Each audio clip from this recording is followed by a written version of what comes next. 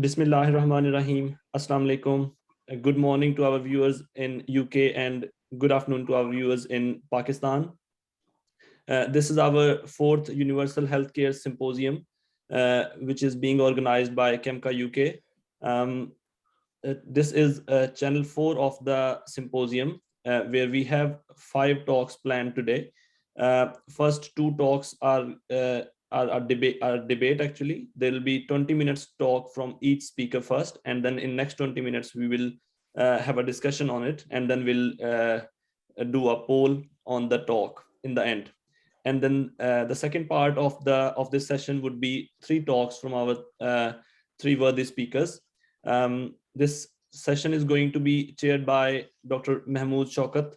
Dr. Hafeezur Rehman, our host, who is the trustee of KEMCA UK, will kindly introduce Dr. Mahmood Shaukat, and then he'll be starting the session.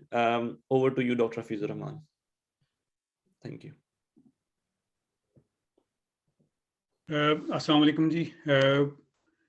I would like to introduce Professor Mahmood Shaukat, who's kindly agreed to chair this session.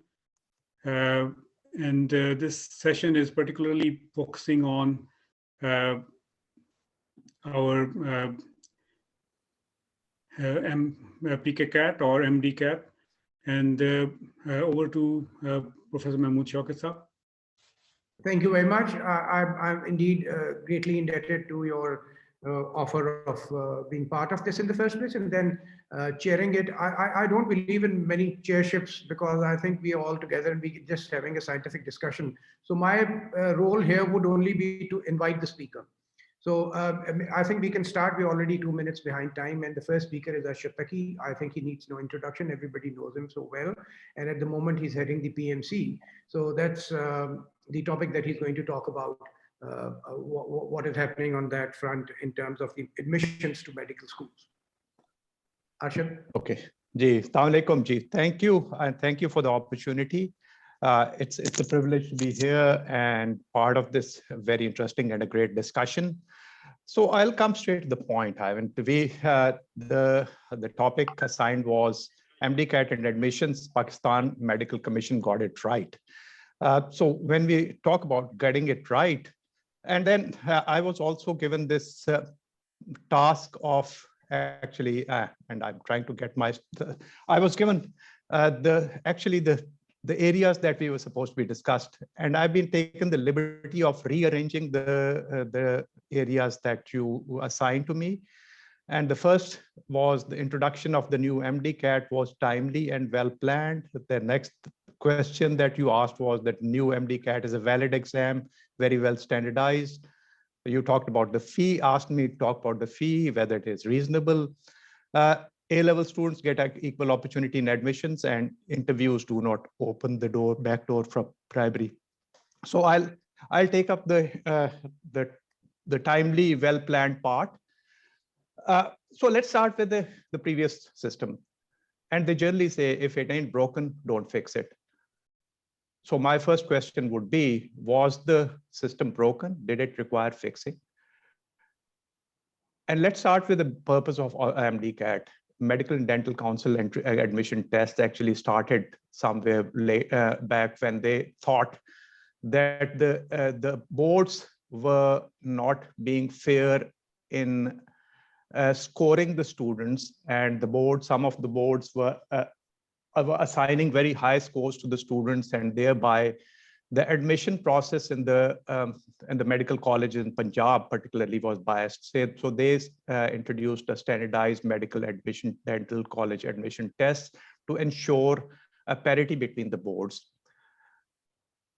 The purpose or objective of this entrance test, of course, is multiple. The first is to actually set a baseline for admission. Any student who reaches that baseline qualifies to be admitted in a medical or a dental college. Anyone who does not reach the baseline is generally thought does not qualify to be enter a medical college and would not really stand the rigors of medical education.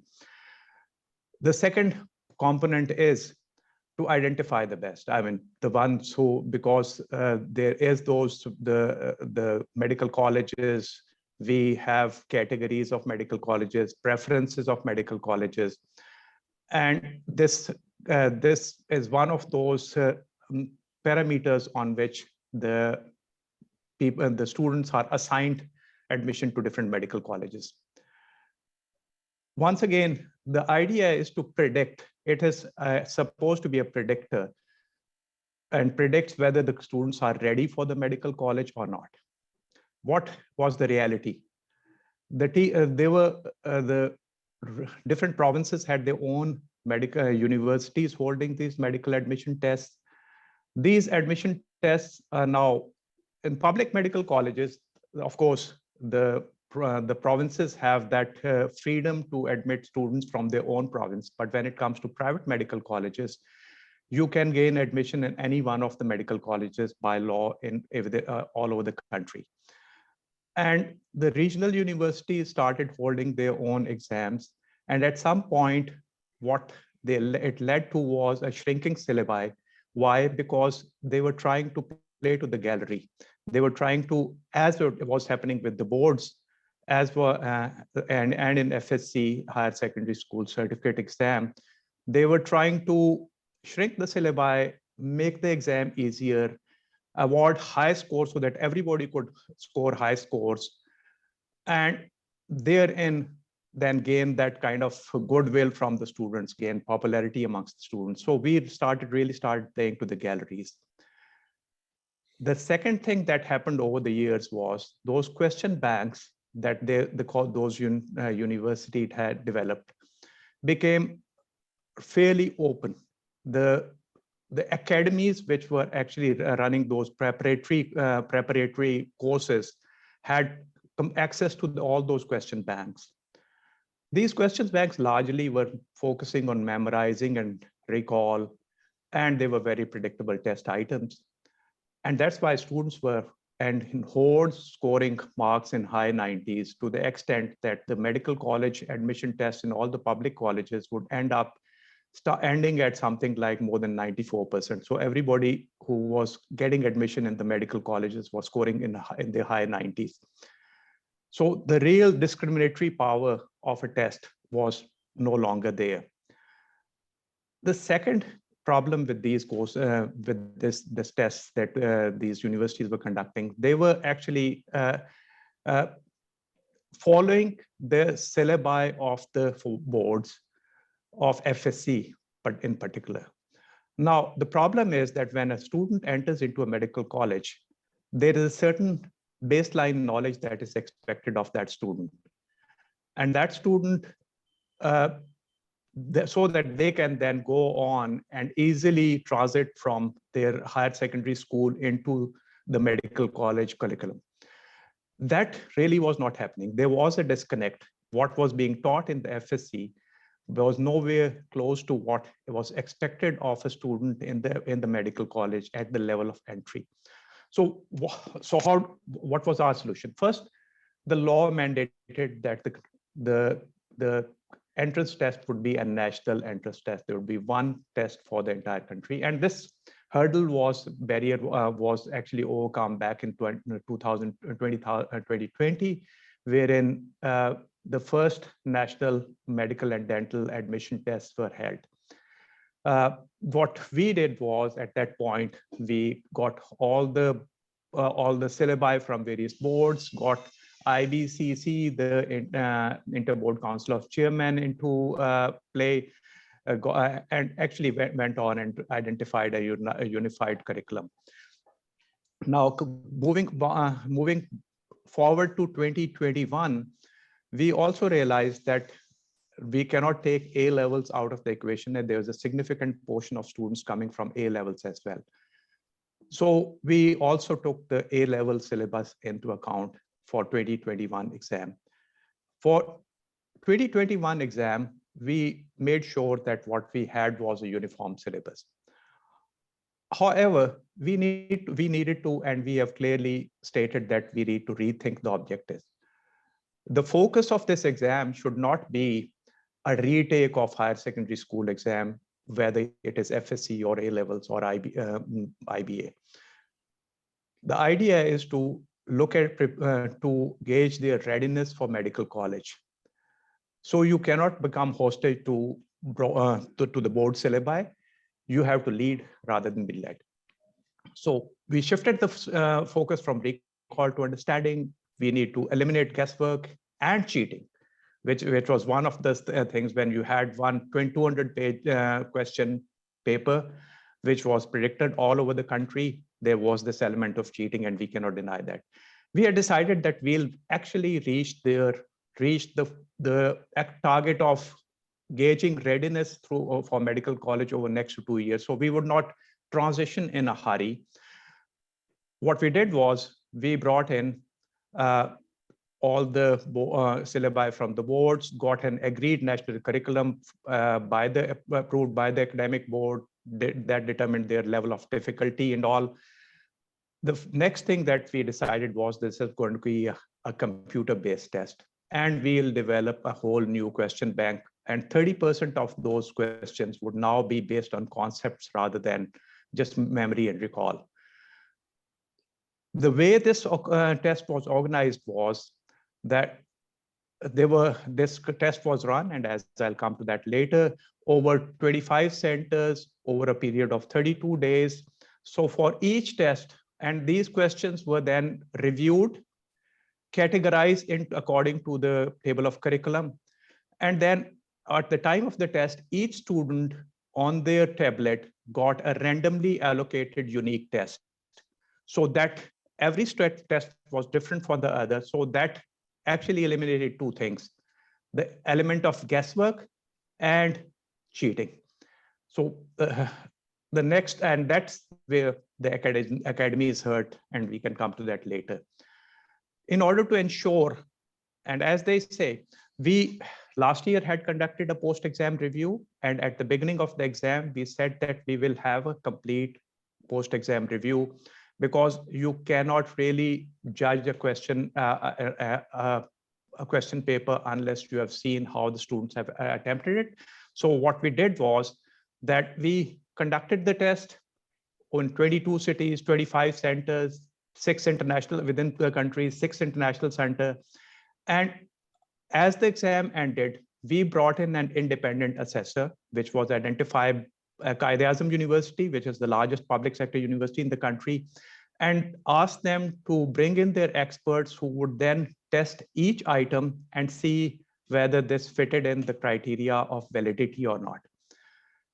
Once they cleaned up the bank based on the performance of the students after a post-exam review, then the final result was declared. The candidates, after the result was declared, and out of 194,309 students who took the MCAT, 68,723 passed, which was a national pass percentage of 35.37%. At the end of the exam, then after declaring the result, we actually gave the student candidates a chance to review and appeal against the results. And that process was completed over the next 1 month. I won't go into the detail, but here is the province-wise pass percentage. And as you could see, that this really is giving us an indication of the status of education within each province and different territories.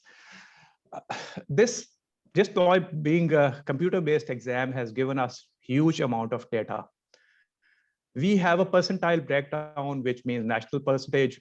It's not just the 65% cutoff that we on which we are measuring those students, but we also have the performance of the students province-wise and nationally for each subject, and what percentage, how many students stood. So we know how many students scored 50% marks in each subject, in each province, and how many. We also know that we have not really declared, have institution-wise results as well. We know which are the top 10 institutions overall, subject-wise, highest number of students passed of the school system, highest percentage of students passed for a school system, highest score in individual subjects for each school system. And the entire report is now available on our website. This kind of data is going to help us actually guide the education process and inform the university and the colleges and the provinces about the status of their learning. We are inviting different people to actually come and look at the data and come and produce those studies, which can then inform us more about how learning is taking place and how it should be now be redirected to ensure that we get the best. Coming to the fee, it's about 6,000 rupees. It was set at 6,000 rupees. MCAT in 2020, the fee was 1,500, and that was subsidized. NUMS this year charged 3,000 rupees for pen and paper exam. UHS charged 2,000 rupees for a pen and paper exam in 2000. Now, this is a computer-based exam. It requires an IT platform, it requires equipment, and then it requires a question bank, which we plan to update. And we plan to actually invest in developing a question bank, because unless you invest in the good quality questions bank, you are not going to get good questions. And mind you, out of this 600, a minimum of 500 rupees is going towards the National Scholarship Fund. This is the comparative analysis. And we now have 8,000 students, eligible students, for the 3,560 dental and 16,362, total 19,992 seats, which is a competition ratio of 1:2. So that's a fair competition ratio. The college admission tests now are now being conducted through the admission regulations. The Act actually now grants autonomy to the institutions to develop their own admission criteria. They are private sector institutions. They have their own admission criteria, provided every student has passed an MCAT, and the criteria is based on transparency and merit. Now, the question has been asked whether the interviews are a backdoor to corruption. Well, standardized tests are not the only instrument to predict the student's future. There are multiple instruments, multiple tools that are used. Interviews are a globally used tool. Now, what we're saying is that since there is a likelihood of abuse, they just take this tool away from everyone. Now, there are lots of institutions which are using interviews or other tools with good effect. Khan has been using it. Nobody stops LUMS from holding interviews. Nobody even stops CSS from holding interviews for a very competitive exam. So just saying that since there is a potential for interviews, so the institutions have to develop their own criteria based on the fact that it has to be based on merit, transparency, and a merit. The last little thing I'll just point out that PMC has created a fund to ensure that students, meritorious students who cannot make it to public school institutions, can also gain admission into private student, which are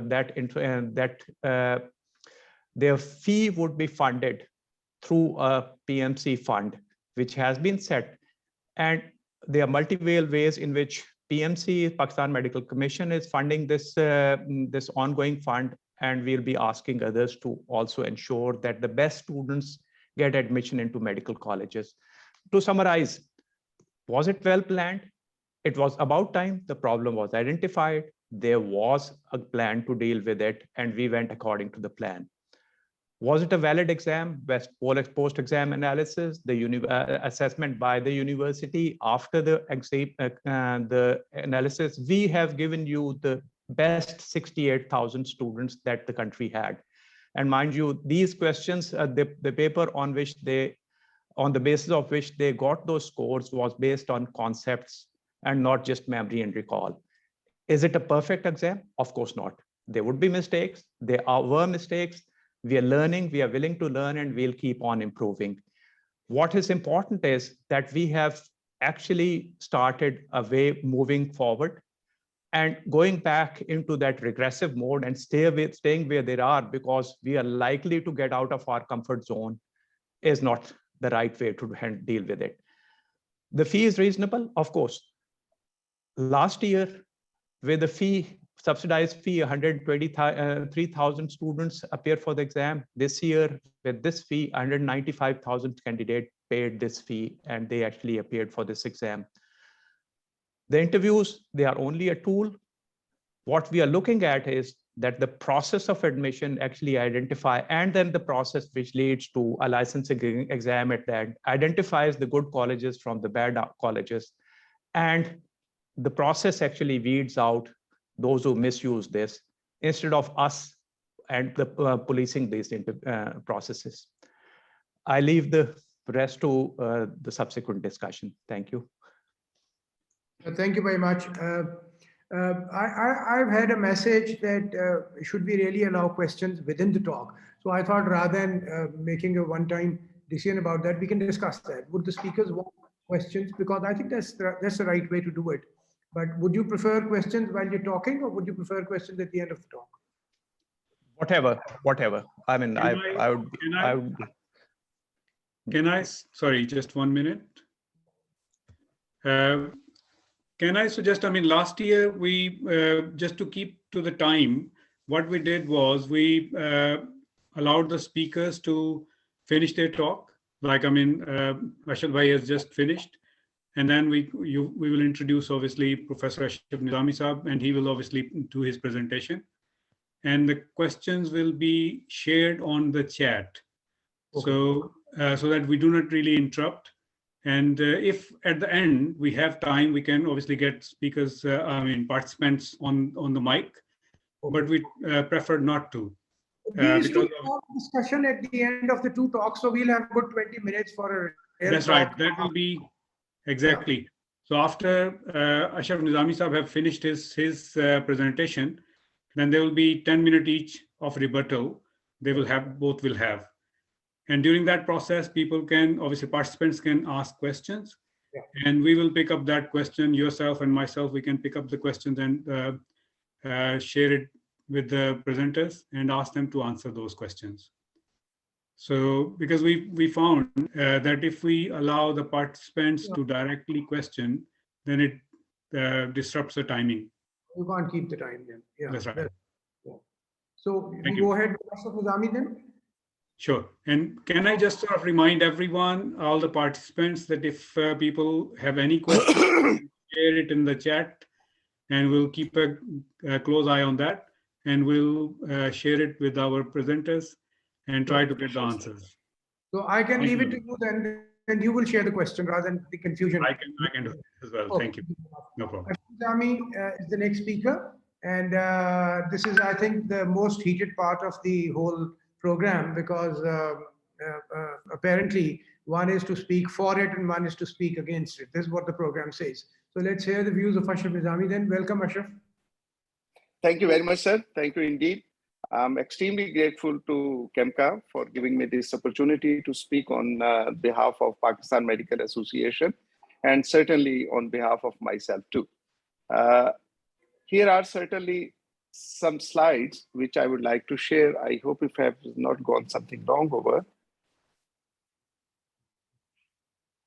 Just kindly. Something went wrong. Yeah. So this was basically, I would like to have a disclaimer about it, about what I have done, and what it is all about is that this document is strictly confidential for the use of this specific debate. I hereby declare that no financial, political, and personal gain is attached for this effort. This all is personal. There is nothing about the, the financial from any organization or from any person. This is totally for the medical education and ethical practices in healthcare system in Pakistan.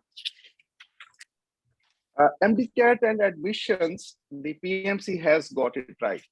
This was the question which was been placed for the debate, but I would like to share one thing which we have gone through the last hour, that what was the referendum by General Ziaul Haq Saab. And General Ziaul Haq Saab asked the question that, do you want Islam in Pakistan? If you say yes, mean by you want me as president. And I think the question should have been placed like that MCAT and admission, does this PMC has got it right? So I think this is the most appropriate question if it could be considered in this way. I'm sorry for the slides disturbance because I couldn't get it on my laptop. There was some problem, so it is just trying at the same time through the mobile, and something is happening. I hope that even within the distractions, you can get it, all that these slides, what I try to clear in. But we can hear you very clearly, so you may just continue. Thank you very much. But it is very much important, sir. The slides are, वो कहते हैं ना एक दफा देखना 100 दफा सुनने से बेहतर होता है. So anyhow, I will request. Yeah. Instruction, so don't worry, we can hear you. Thank you very much. So issues to be addressed by the organizers, मतलब अभी तकी साहब ने भी वो questions बता दिए कि 5 जो questions थे. So मैं उन questions के साथ मैं समझता हूँ कि उन questions को हम अगर थोड़ा सा discuss कर लें और फिर उस discussion के बाद हम अगर इस answers कर लें तो ज़्यादा बेहतर और ज़्यादा अच्छा हो जाएगा. मेरा नुक्ता नज़र ये है कि essentials for a regulatory body जो सर समझे जाते हैं that the regulatory body should be independent, autonomous, transparent, and democratic. These are the, principles, globally principles accepted for a regulatory body: independent, autonomous, transparent, and certainly democratic. Establishment of Pakistan Medical Commission, very unfortunately, which I'm going to share, it leaves not a good taste for all these principles what I have discussed. Ordinance, it was 2019 by the government, just when it was ruled and the PMDC was removed और PMDC को खत्म करके जो था ये Pakistan medical commission का इजरा कर दिया गया. उसके अंदर वेरी इंटरेस्टिंगली जो चीज इंटरेस्टिंग उसमें थी कि उसके अंदर 7 जो थे हमारे ऑनरेबल उनको मेंबर्स बनाया गया. 7 ऑनरेबल मेंबर्स जो हमारे आए उसमें रोशान जफर थी, मोहम्मद अली रजा साहब, तारिक अहमद खान साहब, रोमेना हसन, आसिफ लोया साहब फ्रॉम शौकत खानम हॉस्पिटल, हमारे प्रेसिडेंट अरशद तकी साहब, डॉक्टर अनीस रहमान साहब. Now the question was कि इसके साथ आने के साथ which was been pick and choose system के तहत वो चीजें जो आई थी और एक ऑनरेबल प्राइम मिनिस्टर साहब ने इनको बना के कर दिया, बहुत अच्छा कर दिया. अब इसके अगेंस्ट जो था वो सारा सिलसिला कार चला. दैट वाज सर्टेनली एक हाई का एक वेरी डिफरेंट ऑर्गेनाइजेशंस ने बात की, हमने भी कुछ ना कुछ इस बारे में अपने कंसर्न शो किए एज पाकिस्तान मेडिकल एसोसिएशन और पर्सनली एज इंडिविजुअल टू. कुछ लोग कोर्ट ऑफ लॉ के अंदर चले गए. अब कोर्ट ऑफ लॉ के अंदर जो था decisions that was very much important जो इसके साथ देखने में आया कि उन्होंने ये कहा जो इस्लामाबाद हाई कोर्ट ने कहा जस्टिस कियानी साहब ने, और अगर मैं बड़ी रिट पिटीशन भी मतलब बता दूं 3905/2019 के अंदर उन्होंने जो एक बताया फैसला किया कि decision of justice Mohsin Kayani साहब ने the respondent that was the federal government as well as the respective ministries have failed to substantiate as to how and under what circumstances the prime minister has came to know कि ये जो 7 हजरात हैं इनके साथ कैसे रुपया किया, कैसे उन्होंने बना दिया कि यही वाले जो एक मतलब उसके साथ लीगल फॉर्मेलिटीज के साथ था.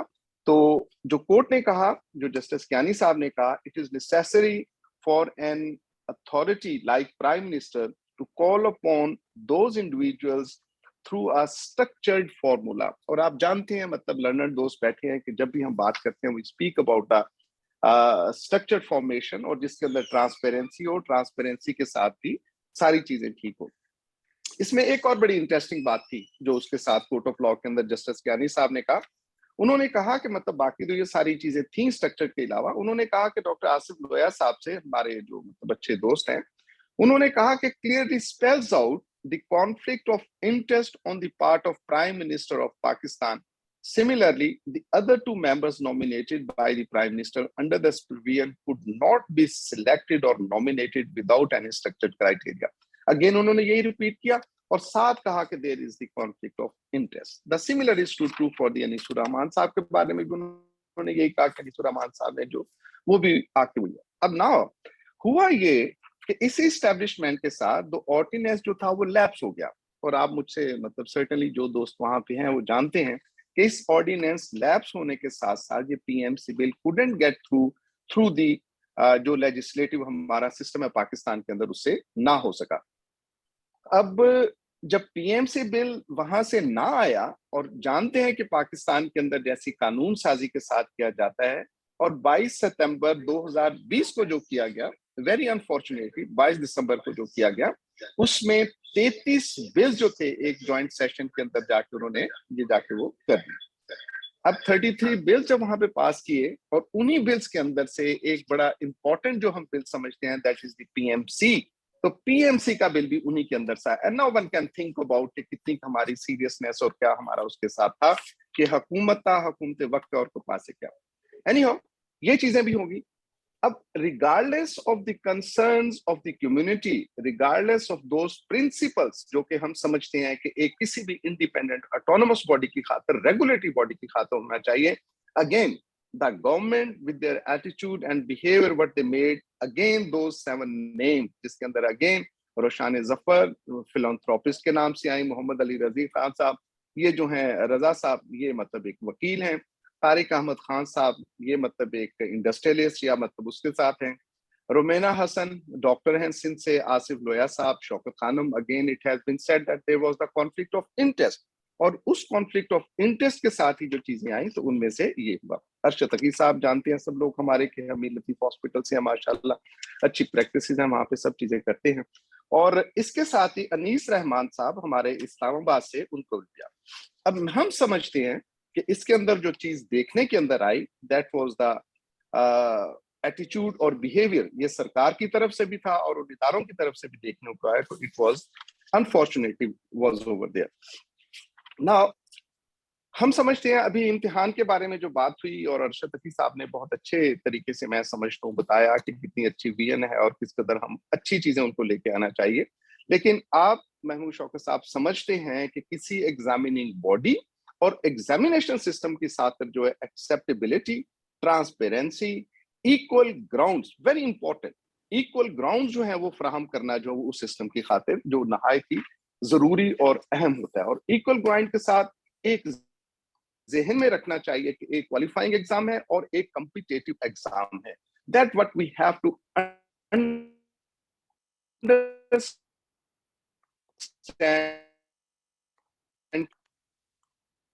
what is the difference MCAT in FNX किया कि इसके लिए एक्सेप्टेबल, ट्रांसपेरेंट, इक्वल ग्राउंड्स उसके साथ होनी चाहिए, उसकी वैलिडिटी उसकी जो जरूरी है किसी भी एग्जामिनेशन के खातिर कि वहां पे वो मौजूद हो।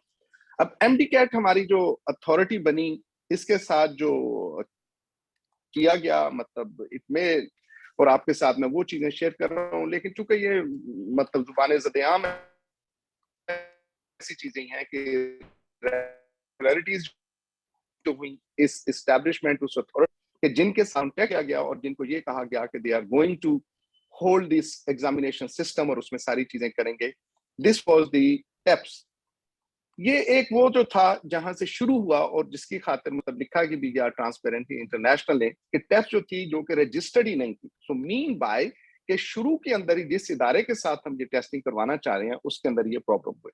वायलेशन ऑफ पेपर रूल्स उसके साथ हुई। उसी के साथ जब टेंडर दिया गया तो tender was against the rules उनको दिया गया। इलीगल पेमेंट्स की गई बाय पीएमसी, मतलब पीएमसी कहती है कि जस्टिफाइड, हमने सारे रूल्स को देखा, बट कोर्ट ऑफ लॉ के अंदर जो कि लाहौर हाई कोर्ट ने मना किया था कि payments just has not to be made to them, लेकिन अनफॉर्चुनेटली वो पेमेंट्स ही थी। फिर ये चीजें जब तक कि हम जस्टिफाई करते रहे और हम सारे दोस्त यही समझते रहे कि जी जस्टिफाई कर रहे हैं, लेकिन वन फाइन मॉर्निंग हमें पता चला कि कोर्ट ऑफ लॉ के अंदर जब ये सारी चीजें सामने आई तो उसके अंदर इस कॉन्ट्रैक्ट को कैंसिल कर दिया गया। अब अगर सब चीजें ठीक थी, what was the fun of cancelling all that, उसके साथ टेंडर फिर क्यों कैंसिल कर दिया उस फर्म के साथ। तो ये जो फिर कैंसिल करने के बाद जो चीज आई उसके अंदर भी यही देखने में आया कि देन इट इज अगेन एक इश्तिहार अखबार के अंदर, और हम समझते हैं कि that is a tailored made in a way कि उसके अंदर एक शिक ये रखी गई है कि उसको MCAT का एक एक्सपीरियंस हो, जबकि पाकिस्तान के अंदर एक प्राइवेट फॉर्म के साथ एक ही होगा। So sir with your permission मैं एक बर्ड व्यू जो कि आई एम सॉरी कि मेरी स्लाइड्स का कुछ सिस्टम आगे पीछे हो गया, I couldn't show you all that. तो उसमें establishment of the PMC through the ordinance, और ऑर्डिनेंस सब समझते हैं कि ये धौंस होती है। It is not a democratic, it is not according to the norms which has to be placed for any progress, और किसी अच्छी चीज बनाने की खातिर थ्रू दी ऑर्डिनेंसेस जो है वो हुकूमती और सारी चीजें नहीं चलती। रिजेक्शन हुई इसकी इन द सेनेट, रिजेक्शन के बाद इसके लिए जो decision of Islamabad high court ने किया, भले वो अगेन इट इज उसके साथ अपील के अंदर मौजूद है and it is pending over there, लेकिन मैं समझता हूं कि जजमेंट के अंदर जो जस्टिस कियानी साहब ने कहा उनके अंदर वजन है और मैं उनको समझता हूं कि वो बड़ी बेहतर है। अब ये जो हुकूमत का है, दिस रिफ्लेक्ट्स ऑटोक्रेटिक मतलब legislation through the joint session, और हम सब समझते हैं कि जब भी जॉइंट सेशन के अंदर कोई कानून साजी की जाए मीन बाय कि हुकूमत अपनी मनमानी करती है। और हमारा भी इख्तलाफ यही था कि हाउ कम्स के सिंगल पर्सन, भले वो प्राइम मिनिस्टर ऑफ पाकिस्तान हो, हाउ कम्स का single person can nominate to a prestigious organisation which is a regulatory body, और उसके सिस्टम को कोई दुनिया के अंदर जो मुरवजा उनमें से करे। सो प्रो परफॉर्मेंस जिसके बारे में मैं समझता हूँ कि गो के अरशद तकी साहब ने फरमाया कि बड़ा अच्छा किया, लेकिन एमडी कैट के ऊपर इतनी आज तक किसी एक यूनिवर्सिटी के अंदर से ऐसा नहीं हुआ था कि जब से ये हमारे ऊपर ये मतलब शहबाज शरीफ साहब की हुकूमत ने पंजाब के अंदर किया और फिर वो हम सारा राह गलाते रहे, तो इट वाज नेवर एवर जितनी इसके ऊपर क्वेश्चन जो वो रेज हुए, इरेगुलरिटीज हुई। और उसके लिए जो रेगुलरिटीज को कि आउट ऑफ कोर्ट्स, जैसा मैंने शुरू में कहा कि एक ग्राउंड देना जरूरी है, आउट ऑफ कोर्स था, डिफरेंटली सिलेबस है चारों सूबों का, और उसमें से जो और मल्टीपल एग्जाम्स 30 दिन के अंदर 60 टेस्ट, तो मीन बाय कहाँ पे हमने उनको दे दिया कि इक्वल ग्राउंड, जो उनका डिफिकल्ट इंडेक्स देखेंगे या बाकी चीजें देखेंगे, जब असेसमेंट और इवेल्युएशन ही हम डिफरेंट तरीके से कर रहे हैं, तो मतलब पहिया इजाद करने की मैं समझता हूँ कतई तौर पर कोई जरूरत ना थी। अब यही जो मैंने तस्करा किया, कैंसिल कर दिया, पहले उसको जस्टिफाई करते रहे, ऑनरेबल मिनिस्टर साहब फेडरल भी करते रहे, तकी साहब भी करते रहे, पीएमसी भी करती रही, जो कि मेरा ये मानना है कि पीएमसी का तो उस फर्म के साथ ताल्लुक ही नहीं होना चाहिए जिसको इन्होंने ठेका दे दिया और वो मतलब वहां पे कंडक्ट कर रहे थे। तो उसके साथ भी इस सारी करने के अलावा फिर जब ये देखा गया कि it is the something has gone wrong, तो वो कैंसिल करके कोर्ट ऑफ लॉ के अंदर दे दिया गया। अब मैं एक जो आपकी मतलब एक वेरी इंपॉर्टेंट कि क्रिटिकल ऑब्जर्वेशन है इस वक्त स्टैंडिंग कमेटी की तरफ से ऑन हेल्थ के लिए और conduction of the MD CAT and the conduction, जिसके साथ उन्होंने ये रिकमेंड किया है, मतलब मैं समझता हूँ कि जमहूरी मुल्क के अंदर एंड वन कैन नॉट से कि उनको किसी किस्म का पता ही नहीं है, तो उन्होंने कहा कि जिस किस्म की यहाँ पे टेस्टिंग की गई है that has to be reconducted test according to the previous system by the provincial universities. Provincial universities जैसे कर रही थी वो है। अब अगर मैं थोड़ा सा पॉइंट टू पॉन्डर अगर की जाए, तो उसके लिए ये देखना जरूरी है कि हमारे attitude and behaviour by the government and the authorities and the PMC and the regulatory जिन्होंने ये टेस्ट किए, उन सबको देखना बहुत ज्यादा जरूरी होगा। The government has a like association, जो दुनिया के अंदर ये देखा गया जैसे अमेरिका के अंदर है, these are the private medical association जो कंडक्ट करती हैं, it is not by a private sector. किसी भी अंदर जितनी भी रेगुलेटरी बॉडीज हैं वो खुद से टेस्ट नहीं करती हैं। अब सिंगल डे टेस्ट करती हैं, सिंगल पेपर होता है। मैं आपसे एक चीज शेयर करना चाहूंगा, ये हमारा मतलब हमसाया मुल्क जो नीट के हवाले से वहां पे मतलब लेते हैं सारे 1.6 मिलियन 16 लाख बच्चों को ले लिया है और एक दिन में एक वक्त के साथ ये है। और इंपॉर्टेंट वहां पे कि 16 गालिबन लैंग्वेजेस के अंदर वहां पे उन्होंने किया कि 16 जुबानों के साथ, इंग्लिश जो बेस हम समझते हैं इट इज, और इंडिया मतलब they are not so bad in English, I believe कि पाकिस्तान अगर बेहतर हो सकता है, तो उन्होंने जो था 16 जुबानों के अंदर 16 लाख बच्चों का एक दिन के अंदर एक वक्त के अंदर टेस्ट किया। यूके के अंदर के इंटरव्यू के लिए करने के लिए जो किया गया कि इट इज देयर, और जो समझा जाता है कि यूके इज मतलब एक मल्टीपल उनके सिस्टम्स होते हैं and it is mostly considered to be as an aptitude test. Fee के हवाले से मतलब इट इज वेरी अनफॉर्चुनेटली कि ऑस्ट्रेलिया के टेस्ट ने किया तो 1.6 मिलियन उन्होंने इकट्ठे किए फंड्स स्टूडेंट से, और एक्सपेंस उनका कितना आया 1.4 मिलियन ऑस्ट्रेलियन डॉलर्स। पाकिस्तान में क्या हुआ, जो तकरीबन 2 लाख बच्चों के लिए मतलब जो रिपोर्टली कहा जाता है कि 1 बिलियन और कोई 1 अरब कोई 34 करोड़ रुपया इसके साथ की कीमत में आया, और एक्सपेंस जो है वो कहते हैं कि 40 से 50 करोड़ के साथ है, and rest of the money that goes to the vendors जो लेके गए हैं, और उसके साथ जो पीएमसी ने भी कुछ किया होगा। अब बदकिस्मती से महमूद शौकत साहब ये जो और मतलब बाकी दोस्तों के साथ, although I would not like to, Ashraf bhai, 2 minutes left.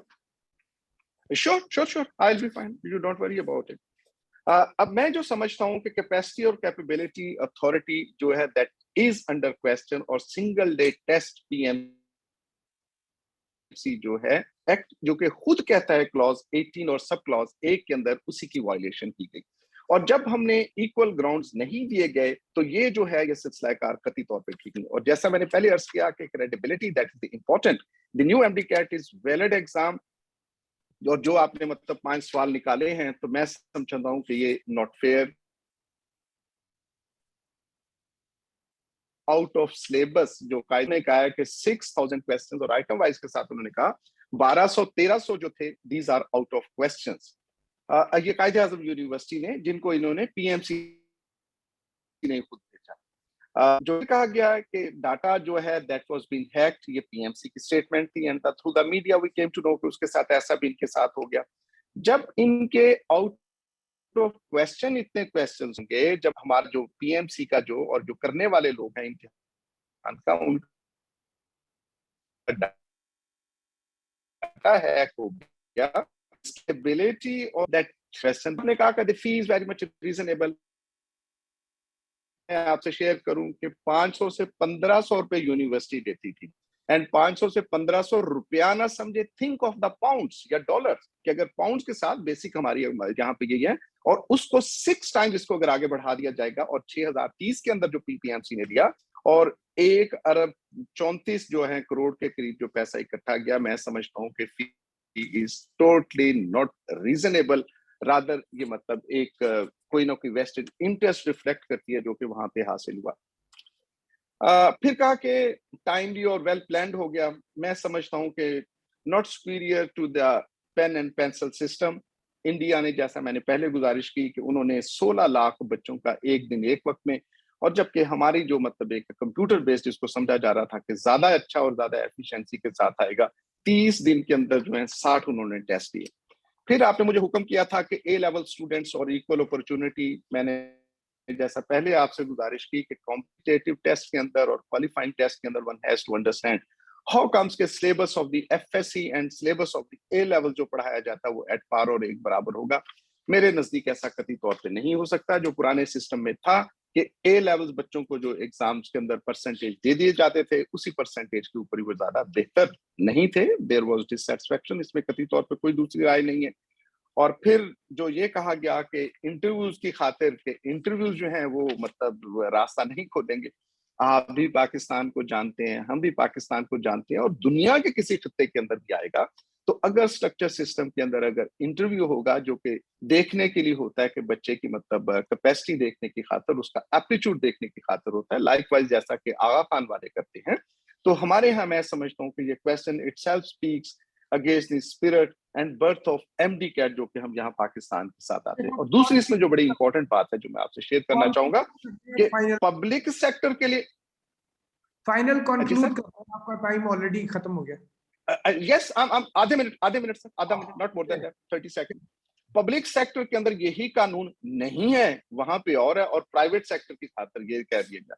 मैं इस मतलब छोटी सी, जैसे महमूद शौकत साहब ने फरमाया कि टाइम खत्म हो गया, तो मैं इस शॉर्ट डिस्कशन और फैक्ट के बाद मैं यही समझता हूं कि PMC if not has been badly failed, बल्कि ये सिस्टम जो है ये इंटरनेशनल प्रैक्टिसेस उसको ना तो पूरा करता है ना इंटरनेशनल प्रैक्टिसेस के ऊपर पूरा आता है। तो एडमिशन सिस्टम की खातिर कतई तौर पे हम ऐसा नहीं कह सकते कि ये जो MCAT का है, this PMC at least, even this PMC और the normal PMC, they cannot be given the right for the MCAT admission and test. Thank you very much, sir. Thank you. My apologies for slide system, I couldn't show the slides. Well, thank you very much. But now we have the most interesting part of it. Now we have rebuttals. 10 minute Taqi Sure. साहब, 10 minute आपके हैं. Dr. Taqi, 3:45 PM. And I would rather request you to take 8 minutes so that I think we need to have 4 minutes for planning issues. ठीक है, I'll be quick and I'll take questions as well. सबसे पहले तो let's not cherry pick on court decisions. So कि जो मर्जी की हो उसको हम कोट करें, जो ना हो उसको ना कोट करें. So जब हमने कोर्ट डिसीजंस को और की बात कर ली है, तो जितनी भी कोर्ट के अंदर MCAT के मुतालिक क्वेश्चन ये केसेस हुए हैं, they have all been summarily dismissed. So I'll just leave that aside. And second, I will not get into unwarranted issues because at this moment we are discussing MCAT. MCAT के 2-3 चीजें, I must concede one thing. yes, we had, as Mike Tyson said, everybody has a plan till you are punched in the face. We had not actually envisioned the intensity of the opposition to this MCAT. And the part from the intensity came from the quarter which we really had not taken into consideration, and that was the academies. Remember, an academy charges an average of 40,000 rupees to prepare a candidate, and that preparation purely is based on making them attempt questions, practice MCQs again and again and again. And it's the same set of MCQs that the universities were giving, and they were coming with the academies. So it's not speculation. It's you know the name of the academies which really had that kind of monopoly on those entry tests. 195,000. Nizami Saab has given those figures. He multiplied it by the fee. I'll multiply it by 40,000, and that was the economic interest that we had heard. And that is where the most of the opposition came from, to the extent that at some point this cause of against MCAT was being championed by some of those political wings of different parties, which had absolutely nothing to do with it. But I'm not getting into that. 2 or 3 things which are the points which really were the only points of consequence that he raised, and I'll respond to them. The first 32 days, 32 tests, and he says that there has to be one test, one single 200 questions or whatever test for everyone, and only that would make it a fair test. My question is that we all appear in our vivas. You do not have the same viva questions repeated to all the candidates. They are vivas held on multiple days, and they are all considered as one test. They are treated as one test. In the public, in those other kind of those exams, the professional and the supplies are held on 2 different occasions, but then they are held as a test, even for the purpose of scoring for FSC. Why? Because it is considered that these questions are being asked from the same question pool. And that is the important thing. There was a single question pool from which every student was getting a randomly allocated paper. Remember, so what question is difficult for one individual may be easy for another, depending on कि उसके उस्ताद ने वो topic कितना पढ़ाया है. सो ये कह देना कि अगर आप सारे के सारे बच्चों को 200 क्वेश्चन का एक पेपर दे दोगे तो that is going to be fair, वो आपको भी मालूम है, हमें मालूम है कि जैसे किसी एक प्रोविंस में, किसी एक स्कूल सिस्टम में कोई एक टीचर्स अच्छे होते हैं और उनके लिए सो डिफरेंट क्वेश्चन. और इसमें आपको मिसाल दे सकता हूँ कि अगर आप टॉप के स्टूडेंट्स ले लें और उन्होंने जो क्वेश्चंस गलत किए होते हैं उनको निकाल के देख लें, and we tried that they were not the same set of questions which they had attempted wrongly, which means what was difficult question for one top student was an easy question for other top student who got it right.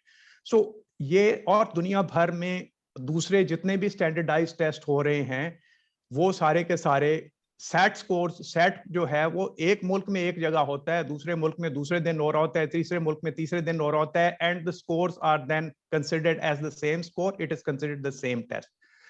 Second, even in the court of law last year जब आप court के कानून के हवाला देते हैं कि फला आर्टिकल के तहत उनको एक दिन लेना था, even last year by the order of the court the test was held on 2 days because they said you hold a separate test for people who have not been able to attempt this test on the basis of COVID. So that's second, yes, conceded. A few of the questions, it was not that those questions were out of course. It was just that based on the performance of the students, Quaid-e-Azam University teachers said that we think that the difficulty level of these questions is beyond what is expected of them. These questions, and somebody asked here a question, what was the purpose? Dr. Alamsher Malik Saab has asked this question. So how was this question bank prepared? So it was a question, it was a set of experts from different 3 systems, FSC, A-levels, IBA. And all these were asked to prepare those questions. There were 2 independent reviews held, after which this question test was executed. And once this test was then administered, based on the performance of the student, the second review was done by Quaid-e-Azam University. So, and the items which were not considered to be right were then removed, and only then the test final result was declared. As I said, this was not a perfect test. Yes, we are willing to say that it will be improving next year. Moving forward, we have already said that we brought in the basic science teachers and asked them to now look at the syllabus of FSC, look at the syllabus of MCAT, and please tell us which subject, which topics should we eliminate, which topics should we include in order to make this, to align this with the admission into medical tests. No, sir, we cannot be asked, the boards cannot be telling us what kind of students we need. We should be telling the boards what kind of student we need. And we should be the ones, the regulator has got every right to determine what kind of a doctor they want and what is that entry point at which they should be admitted into medical college. That happens everywhere, sir. Thank you very much, sir. Chale, then we can move over to Dr. Nizami. Thank you very much, sir. तकी साहब के साथ मतलब तमाम तर एहतराम के बावजूद मैं अर्ज करना चाहूंगा कि दो चीजों की खातिर कि आप अथॉरिटी को बनने को और उसकी क्रेडिबिलिटी को हम इग्नोर नहीं कर सके। और मैंने जैसा पहला अर्ज किया कि टेस्ट के अंदर one has to differentiate between the qualifying and the competitive test. जब तक हम इसको डिफरेंशिएट नहीं करेंगे उस वक्त चीजों को ना तो हम समझ सकते हैं और ना ही चीजों को बेहतरी की तरफ लेके आ सकते हैं। रेगुलेटरी बॉडी की खातिर उन्होंने फरमाया कि रेगुलेटरी बॉडी जो है दे विल डिक्टेट कि हमने किस किस्म के बच्चे लेने हैं। It is all is integrated. I am sure कि हमारे बोर्ड जो हैं, ऐसा नहीं हो सकता कि बोर्ड जो है वो कुछ और पढ़ा रहे हैं और हमारी जो रेगुलेटरी बॉडी जो है वो चाहती है कि हम तो इस किस्म के बच्चों को इसके साथ देंगे, बाकी बच्चों को नहीं लेंगे। It is a very much integrated system and that's why they are doing so कि एफएससी बेस्ड जो है, मतलब अगर इतना ही होता तो फिर उस करिकुलम लेने की जरूरत क्या थी? फिर तो एक एप्टीट्यूड टेस्ट जैसा कि मतलब ब्रिटेन में या बाकी ए लेवल्स के अंदर देयर इज नो सिलेबस और चीजें हो। तो मैं समझता हूं कि इस किस्म का ये समझना कि इसके लिए हमारी वो हो, कतई तौर पे ये कोई दुरुस्त ना होगा। एक चीज मैं आपसे शेयर करना चाहूंगा दोस्तों के साथ कि why it was a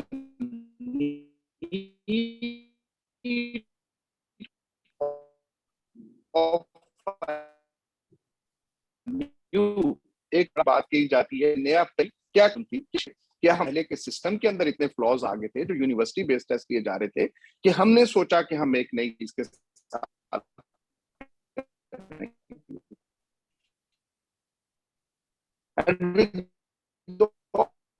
respect के साथ ऑल दीज एकेडमीज जो कि ट्यूशन बेस्ड जाती है के अंदर साथ जो मेडिकल कॉलेज और रेगुलेटरी बॉडी के साथ आ रहा है कि पाकिस्तान के अंदर माशाल्लाह अब हम academies for the medical students, nobody heard about it, कि मेडिकल स्टूडेंट्स के साथ वो भी अकेडमीज खुली होंगी। This is what is happening with the system के साथ हमारे साथ जो चीजें आ रही हैं वो सामने आ रही हैं।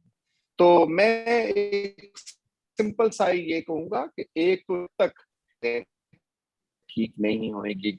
I'm not mean by that I'm a democratic person so that I feel कि किसी की nomination ठीक नहीं होगी, but the fact remains over there कि कितनी academic सलाहियतें हैं जो कि regulate कर रहे हैं इसके साथ, और इन 7 बंदों के साथ जो वहां पे हमारी nomination आती है by the government, उनके अंदर कितनी capacity और कितनी capability है कि वो उन चीजों को लेके आ सकेंगे। कट एंड पेस्ट करके सिस्टम को समझना कि ऑस्ट्रेलिया के अंदर ऐसा है, अमेरिका के अंदर ऐसा है, मैं समझता हूं कि हमारी चीजों के साथ विद द ग्राउंड रियलिटीज जो पाकिस्तान के साथ, और मैं आज भी इस चीज को समझता हूं कि pen and pencil is the best test, और पेन एंड जब तक आप सेम ग्राउंड्स ना देंगे, तकी साहब ने फरमाया कि सप्लीज भी आ जाती हैं, these are the qualifying examinations कि एफएससी की, मैट्रिक किया, आपने टेस्ट का इम्तिहान किया, लेकिन जब आप एक बंदे को एक मेडिकल प्रोफेशन के अंदर लेके आ रहे हैं, जब तो अब जब तक आप उसको एक ही टेस्ट, एक ही वक्त में, एक ही तरह के मौके नहीं देंगे, यू कैन नॉट से कि हमने जी बेस्ट ऑफ द बेस्ट ऐसे करके। यस, प्राइवेट इंस्टीट्यूशंस के अंदर या हुकूमत के अंदर, लाइक वाइज ब्रिटेन के अंदर होता है, अमेरिका के अंदर है, दे हैव द इंस्टीट्यूशन जो एक स्पेशलाइज चाहते हैं कि हमने इस तरह के बच्चे करने। पाकिस्तान के अंदर आगा खान करते हैं, मतलब they give the weightage to the interviews, लेकिन at large public sector institutions के अंदर और रेगुलेट करने की खातिर जो है, जो मिनिमम स्टैंडर्ड्स करने होंगे, वो मैं समझता हूँ कि कतई तौर तो उस तरह से सिस्टम में नहीं हो सकते जिस किस्म का सिस्टम जो है हमारे साथ अब पीएमसी जो लागू करने जा रहे हैं, जिस तरह से वो कर सकें। We do learn from our mistakes, लेकिन मैं समझता हूं कि ऐसी मिस्टेक्स जिनके साथ बच्चों के अंदर नफ्सियाती मर्ज बढ़ा हो, जिसके साथ बच्चों के अंदर हम के फ्यूचर के साथ खेल रहे हो, गालिबन ये एक्सेप्टेबल नहीं होएगा। और वो सिस्टम जो कि एक सिस्टम चल रहा था, एंड वेरी सिंपली तकी साहब ने फरमा दिया कि जो मतलब कोर्ट हमारे हक में देती है, मैंने कतई तौर पे ये नहीं कहा था कि कोर्ट ने कोई हमारे हक में या उनके हक में कह रहे। I speak about the sense, and law is all about the logic and the common sense which I believe कि उसके साथ होती है। बहुत से फैसले हैं जिनके साथ चीजें नहीं ठीक आती, हमें सूट नहीं करती, किसी और को सूट नहीं करती होंगी, लेकिन लॉजिक रिमेन्स। और लॉजिक जिसके ऊपर मैं स्टैंड कर रहा हूँ वो सिर्फ और सिर्फ यही है कि एक ही तरह की, एक ही ग्राउंड बच्चों को देनी चाहिए for the entry test, entry की खातिर आने के लिए। और जबकि पीएमसी एक तरफ एजुकेशन को कह रही है कि हायर एजुकेशन कमीशन को दे दिया, इन्होंने हाथ उठा लिया, दूसरी तरफ हम एडमिशन टेस्ट के ऊपर लेके आ रहे हैं कि नहीं जी ये तो हमने खुद ही करना है, पीएमसी ने करना है। तो मैं समझता हूँ ये state of confusion by the PMC by this regulation, और उनकी अपनी कानून के अंदर से लिखी, जिसका मैंने रेफरेंस भी दिया 18 सब क्लॉज 1 जो है, जिसके अंदर कहता है कि एक दिन में एक वक्त के अंदर वो टेस्ट लेंगे। तो बाकी ठीक है, कोर्ट ऑफ लॉ के अंदर अच्छा वकील हो तो आप भी जानते हैं, मैं भी जानता हूँ कि कैसे है what the court of law that how it happens. लेकिन इस डिबेट के अंदर जो हमारा मकसद है वो सिंपली एक लॉजिक को और एक सेंस को, कॉमन सेंस को आगे प्रिवेल करने की खातिर, ताकि हम अपने बच्चों के लिए, अपने मुआशरे के लिए और इस मुल्क के लिए कोई अच्छी राह है और इंटरनेशनली ताकि एक्सेप्टेबल हो। Thank you very much. I hope कि मैंने कुछ ना कुछ कह दिया। Thank you. I think this is absolutely unbelievable that we finished 3 talks in exactly 60 minutes. So I don't really know, do we have to make a comment on these, or do we have to say something, or we proceed with the next speaker? The organizers को पता होगा plan क्या था. Sir, I have got a poll ready. Sorry? I'll share the poll now. Okay. And I think only the participants, not the speakers, would be able to take part in this poll. So as you can see on your screens, poll is being shared. Please select the answer that you want to put forward for the public.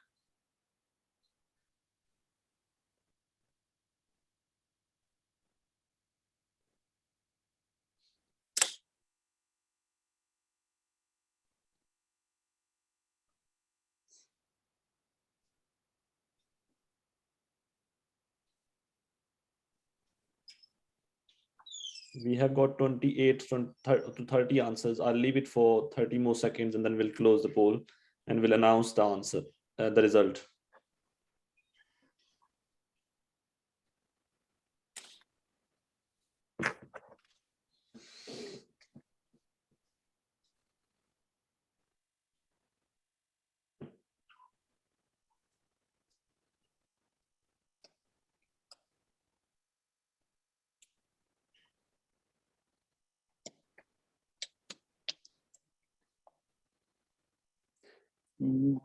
Another 10 seconds.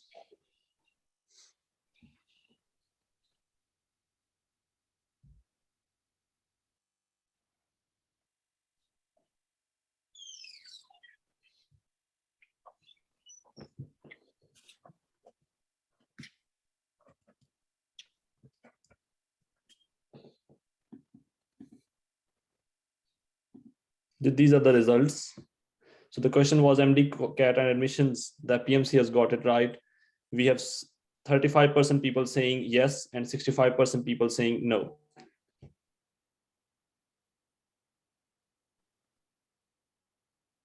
Any comments, Dr. Shaukat? I think this is a controversial thing that is going to remain controversial for a while.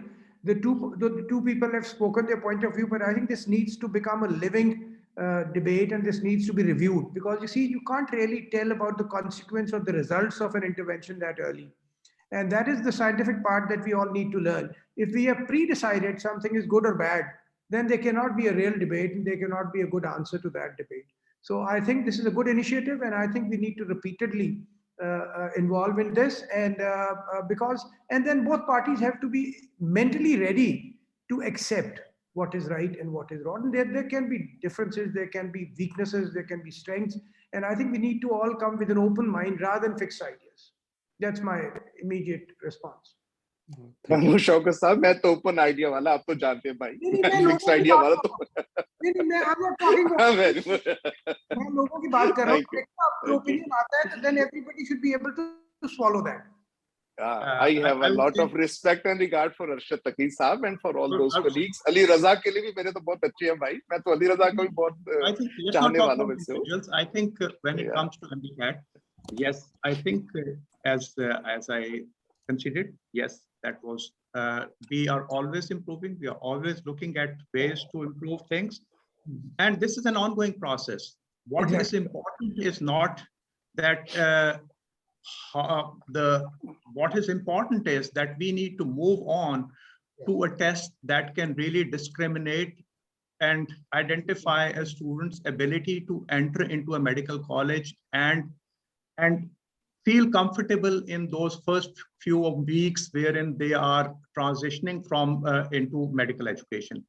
And that is the objective, and that's where will be moving, we shall be moving in the future. And of course, we will be open to all suggestions and all ideas on that.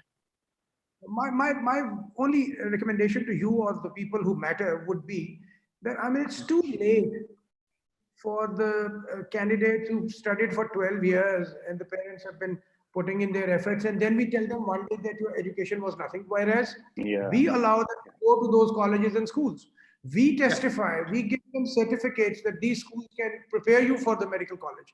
Now that's the controversy that would be, if I was affected, I would really feel cheated and I would really feel bad about it. So I think if we have to intervene, we have to intervene earlier. If this translates into a tangible intervention model for improving the education, I'm for it. But if we just stop here and we just tell that you're no good, you're bloody useless, that would really be very, very cruel and miserable. Yeah, exactly. That's what I said. Yeah, absolutely. The process is supposed to take a few years, wherein we as regulators or people who are inducting students into medical college should be actually guiding the education system, the higher secondary school certificate system, that this is what we want of the students. But Arshad, we'll be doing it at the cost of 100,000 people if we take 5 years. You see, that's the point. Humanitarian. Mahmood, the problem is that we have got 200,000 students competing for 20,000 seats. That's what I'm saying. You'll always have students who will end up being disappointed. I'm talking of the instrument being used. See, the point is that once again, you have to identify what we expect of a student when they enter into a medical school, and that needs to be very clearly communicated to all that matter. And as I said, the exam has to be designed that way to actually send the message across that this is what we expect of the students. Sir, may I share? Yeah, of course. I think the two things which come very clear here is, one is top-down approach, means that the PMC has to tell the colleges that for a medical school, the curriculum should be revised, and that is our requirement, number one. And number two, I think what Nizamani Saab has said very valid, that we need to differentiate between qualifying exam and competitive.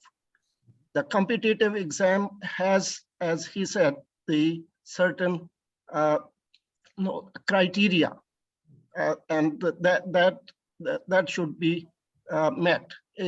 we should not confuse this competitive exam as a qualifying exam. Exactly. Even for, even for I understand the point. I see the problem is that at this point, we are talking about the tools that you use to then identify students who are the best students who qualify to get into different medical colleges. So that's what makes it competitive.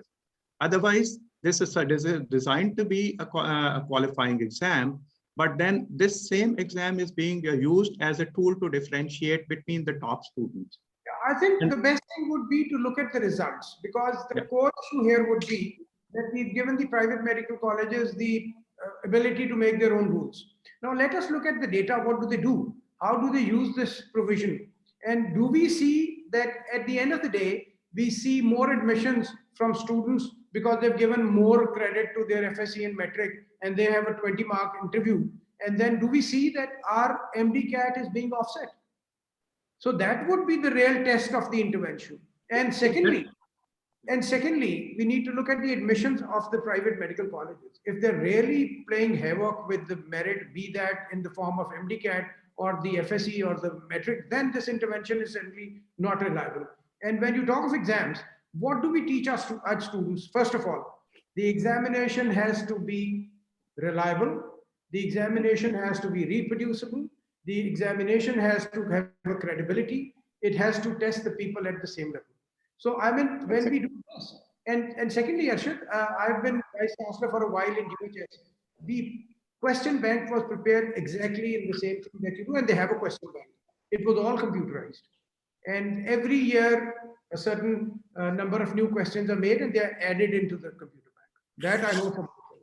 And the procedure adopted was also the same, that we would employ subject specialists for both A levels, for metric and for FSC, and we would bring them into the university. They would sit there in that closed environment. They would make their paper, they would submit it, they would put it on the computer. The paper would be trashed, they would have to give a reference.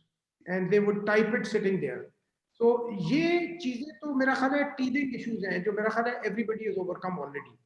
So that goes for that. But I think we need to really look at it much more and much more seriously to be able to get it. Can I just interrupt? Just one question to Arshad Bhai.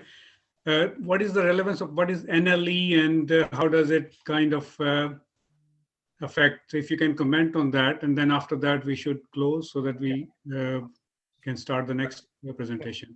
I think one of the speakers, Dr. Faisal Sultan, would be speaking about NLE anyway, but right. just for the sake of clarification, that is a national licensing exam that the doctors would need to undertake in order to get a practice license, a full practice license at the end of their house job. So because of the shortage of time, I would not go. But that once again would be, and we just had the result of our first, actually, a national licensing exam. And interestingly, the data, college-wide data, if you go and look at that data, that is telling us something about the quality of the private and also the foreign graduates that we are that are coming to us for the licensing exam. So the results are on the website, college-wide as well. So have a look at it, and you'll get some idea. That is going to be another filter that will tell us differentiate between the institutions as well. And can I just sort of ask you both the presenters to look at the questions, because of shortage of time, we will not be on ask all those questions to you here. So if you can kindly look at the chat section in the and just try to answer them so that they can be addressed. Yeah. Thank you very much. Thank you. Presenters. Yeah. Okay. मैं एक हल्का सा कह सकता हूँ NLE के हवाले से, Mahmood Shaukat, just about the NLE. एक सेकंड में कह दें. एक सेकंड तो नहीं, अब आधा मिनट तो दे दे. अच्छा, उसके लिए गुजारिश ये है कि मतलब जो हम समझते हैं कि एक हम ही रेगुलेटर हैं, हमने ही सिलेबस बनाया, हम ही ने बच्चों को पढ़ाया यहाँ पाकिस्तान के लिए, और फिर हमने कहा कि मैंने कैसा पढ़ाया, खुद ही मैंने एग्जाम दिया, और फिर उसके under the tremendous stress what we are requesting the PMC, Arshad Taqi साहब से मैंने जाकर गुजारिश की थी इनके दफ्तर के अंदर कि हजूर आप फाइनल ईयर का खुद एग्जाम ले लीजिएगा, PMC मतलब ले ले, दैट ऑल इज फाइन, जैसे हमारे हमसाया मुल्क ने कर दिया। और मेरा ये बड़ा मानना है, तो रिलीजियसली ये मेरा मानना है कि हम ग्राउंड रियलिटीज के साथ ही चीजों को देख के मॉडिफाई करना है, and there is no debate at all कि हमें मजीद बेहतर से बेहतर की जुस्तजू करते रहना चाहिए। NLE की खातिर के बाकी फॉरेनर्स आते हैं, कोई और आता है, बिल्कुल जरूर लेना चाहिए, व्हाई नॉट, लेकिन पाकिस्तान की खातिर मैं समझता हूं कि इसके लिए जो है final examination should be the by the PMC और by mode of any different modes, तो उसके साथ ही होना चाहिए। Thank you indeed. Thank you very much. I think हमने तो 60 मिनट में खत्म किया था. Now we overstepped that by 11 minutes. So may I ask Asif to take over now? Are you there, Asif? Has he left? I don't see him. There, I'm there. I was just mute. I was kind of mesmerized by this discussion which went on. And so I thought I better put my microphone on mute. Okay, so I just want to share this. I'm trying to share that. Can you see that? Not yet.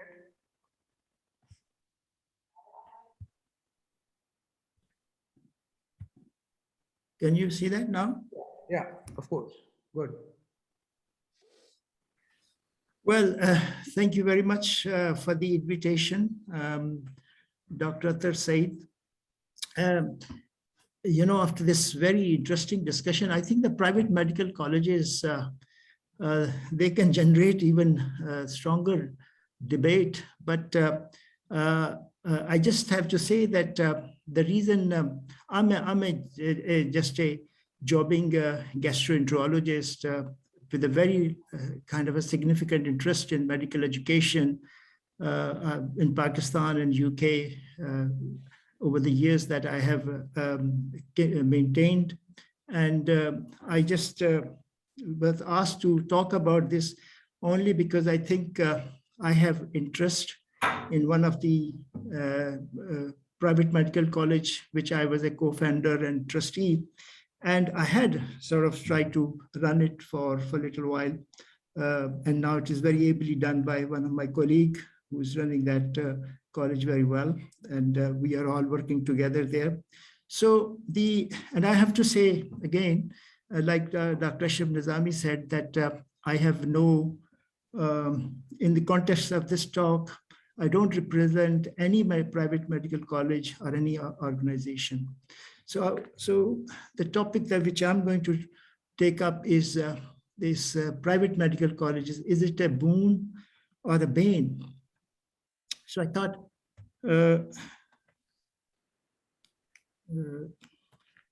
just can't go on to the next slide. Just a minute, just maybe from here. So I looked at the Google, and which gives us answer for everything. So basically, boon and bane means something which is both a benefit or it is a affliction, which is source of pain and harm. And how it is relevant with our in relation to private medical school. So I'm going to look at that some sort of academic perspective. And at the end, I will share some of the personal reflection in relation to what I was doing when I was setting up this medical school. I know that a lot of my colleagues overseas and also in Pakistan, they think about similar projects. So it would be interesting to perhaps, I would like to share some of my thoughts about it.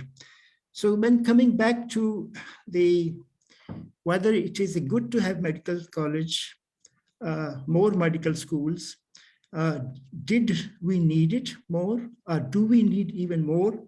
I think we have to, just before I go on to that, I just want to share with you that there are 45 MBBS public medical colleges in Pakistan, and 73 private medical college for MBBS. So whereas the BDS are much fewer as compared to the private colleges in public sector. So while working on assessing the need for medical school, we have to look at the Pakistan's increasing population and the required doctors. We also have to consider that we have to meet the demands for places for medical education. Medical education, being a doctor, to become a doctor is very popular for the students, for the family, and so on. And therefore, we have to, whenever we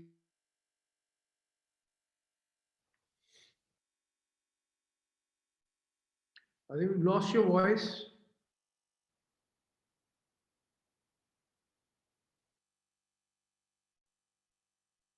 Hello.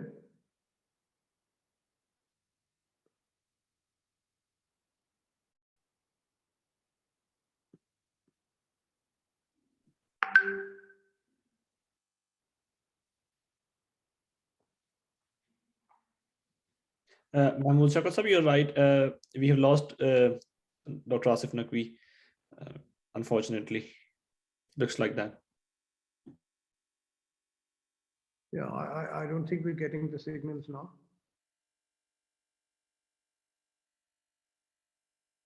Should we change the program and ask somebody else to speak before he does? Let's see if he joins in next 30 seconds. Okay.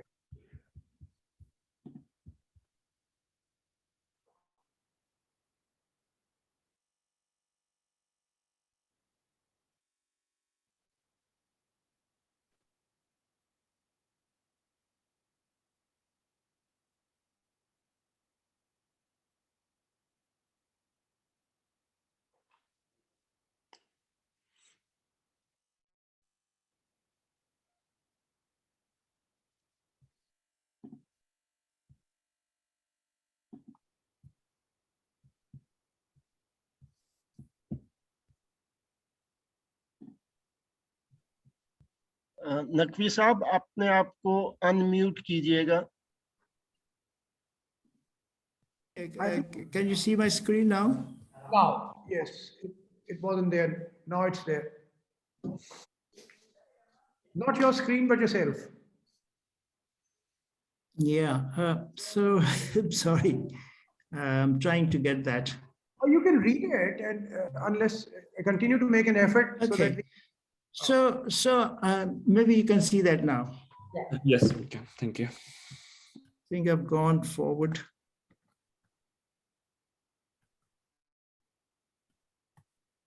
So what I was saying was that just one so slide at the ahead. moment, okay, so I was just saying that in relation to the Pakistan at the moment, probably it has got a 1.8 doctor for 1,000 doctors. So here you are. But if we compare it with UK, they have got 4.48 doctors. So we have got a long way to go to meet the demand of the doctors. And the recent figures from PMC tells us that we have got around 250,000 doctors who are registered. So if we work out that, probably it comes to 0.8 doctor per 100,000 population. So, the doctors which we are producing and the doctors which are registered really tells us that there's a lot of loss of doctors who are non-practicing doctors. And I think among them is a large number of female doctors which are thought to be in that category. But of course, there are a lot of male doctors who go on to other professions, and they are obviously are the one who contribute to that loss. Then a large volume of doctors, and I'm one of those who practice outside, who move outside. And I think, therefore, although they may be indirectly contributing to the society here in Pakistan, but in relation to service delivery, I think they are not contributing to the clinical service. And then you've got these, because, just, 70,000 people passed the MCAT exam, Dr. Taqi was telling us, and only, handful, maybe will do that. What will happen to the other people who are aspirant? So they will go overseas. So if we do not have the increased capacity, in addition to meet the service need, I think there will be a problem there. There's a cost involved, and they move outside, and the quality. And I think again Arshad was mentioning about the results, which are a bit disturbing. So in order to do that, I think in looking at all these factors, if we were not had these private medical college, there would have been a gross deficit of doctors, and this if there was no contribution from the private sector. So by producing these doctors in private sector, we have been helped to decrease the overseas medical education. We helped in increasing the impact of practicing doctors who go abroad, and therefore, there are enough doctors. And in fact, I think if there are enough doctors, then we will be able to get them into areas where they usually don't prefer to go. So that's the bit which we think is a boon bit. But then there is also the bane bit, which means that there's a concern about that. And on the top of the here is the quality of medical education. There is concern that the quality of medical education is not right.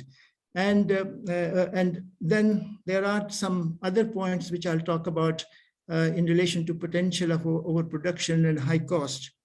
In relation to quality of medical education, I think I was reading somewhere that there's a concern that if this is not looked after, we will be producing a large number of qualified MBBS, as somebody put it, quacks. And I think this is something which is being felt in the public sector.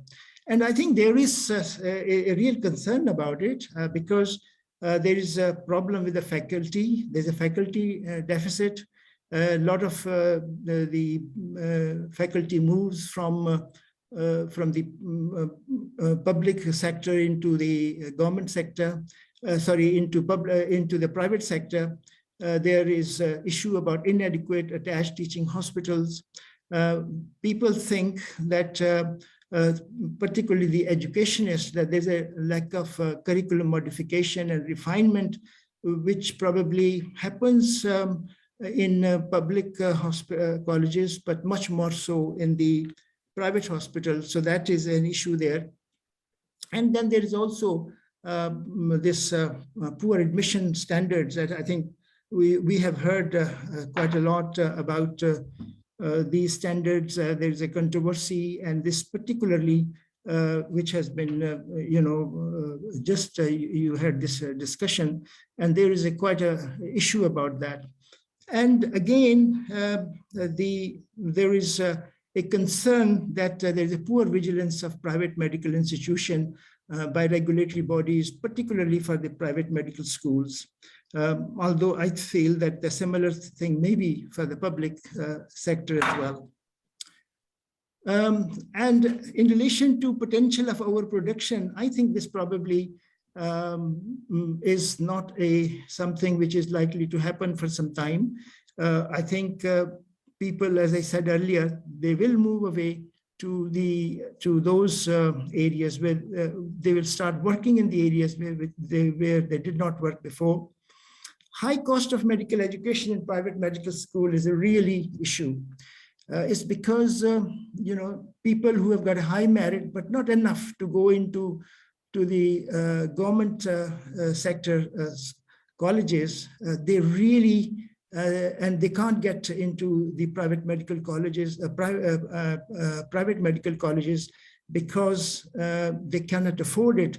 This really creates a lot of stress to the families, and I think they are ready to sell everything to get their daughters and sons into the medical school. And I think something needs to be done on that.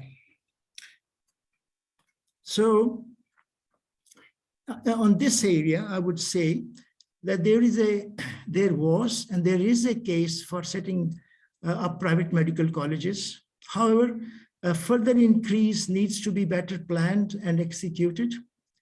I think we need to really consider the faculty development, not for the basic sciences, and perhaps the concept of faculty sharing and selective specialties among institutions, because I think this concept needs to be looked at, because if there is a shortage of people in some specialty, maybe they can be shared at some stage. We also consider a need to, of course, the quality control of medical education should remain the key concern of regulatory body. The state needs to develop the concept of student loan to be paid back after employment, which happens in UK, which is now a common concept in UK, previously in the USA.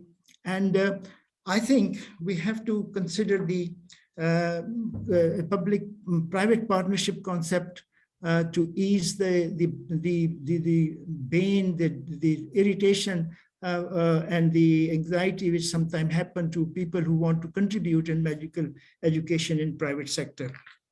So at the end, I just want to add some of the personal perspective, as I said, and I would start saying that if you have no worries, then you should start thinking of setting up a medical college. So it is really a bane plus plus plus. Why? Because I think there's a public perception of private medical colleges is that it is a money minting business. And I think this thing which was mentioned earlier on about bribery, donation for admission, that is a big issue.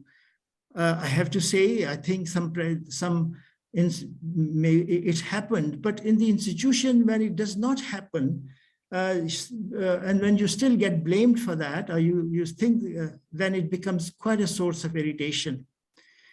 Regulatory body and private medical school, the time when I spent in 2019, there's instability. PMDC, then became PMC, then again PMDC, and now it is PMC. And I could see that from the last discussion that there's still a concern about PMC. And there's a lot of bureaucracy, which I think will cause difficulty if you are considering that. And of course, when you are running the institution, there are patients, students, and teaching staff.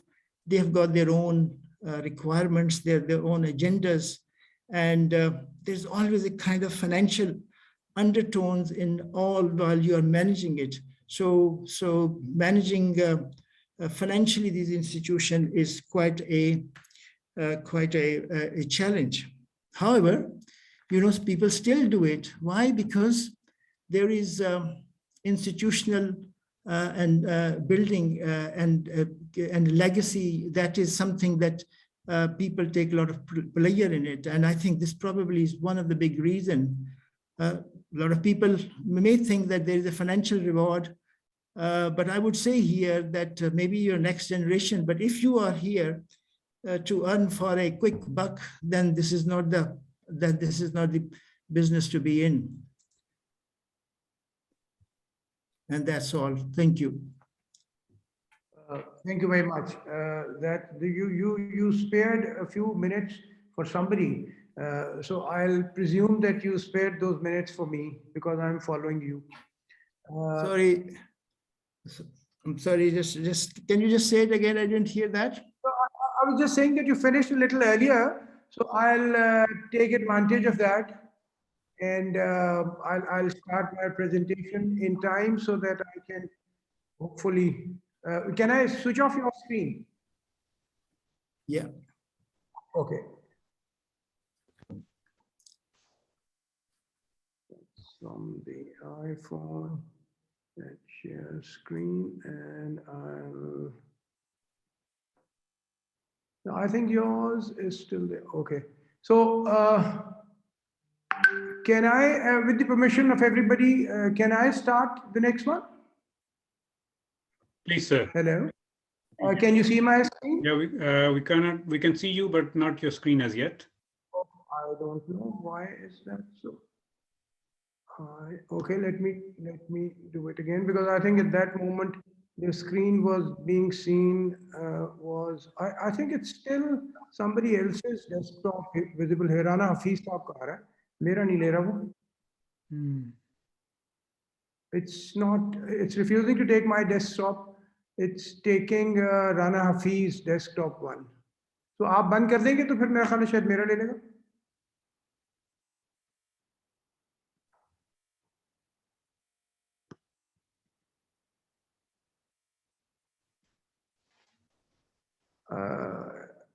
ये आपकी desktop आ रही है जब मैं इसको करती हूँ. So you can try now. I can do it. Yeah. I'll share my screen now. And there you go. No, again, I think it shows Rana Hafeez. Somehow it's just refusing to accept my screen. Do you see it now? No. जब मैं share screen करता तो हफीज साहब की आ जाती, पहले तो मेरी आ रही थी. I don't think we can see Hafeez screen. I don't know what is the problem then. Yeah, when I share the screen, it comes Rana Hafeez, iPad, iPhone. It likes me more than you. I think we can.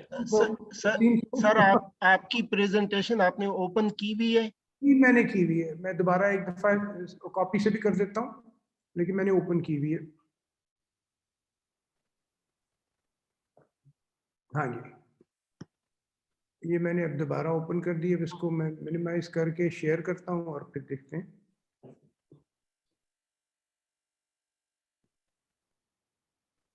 क्या मसला हुआ?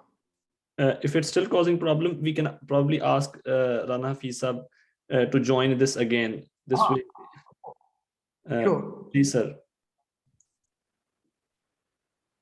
I tried it earlier and it was working all right. I don't know what happened. चलिए आप करें.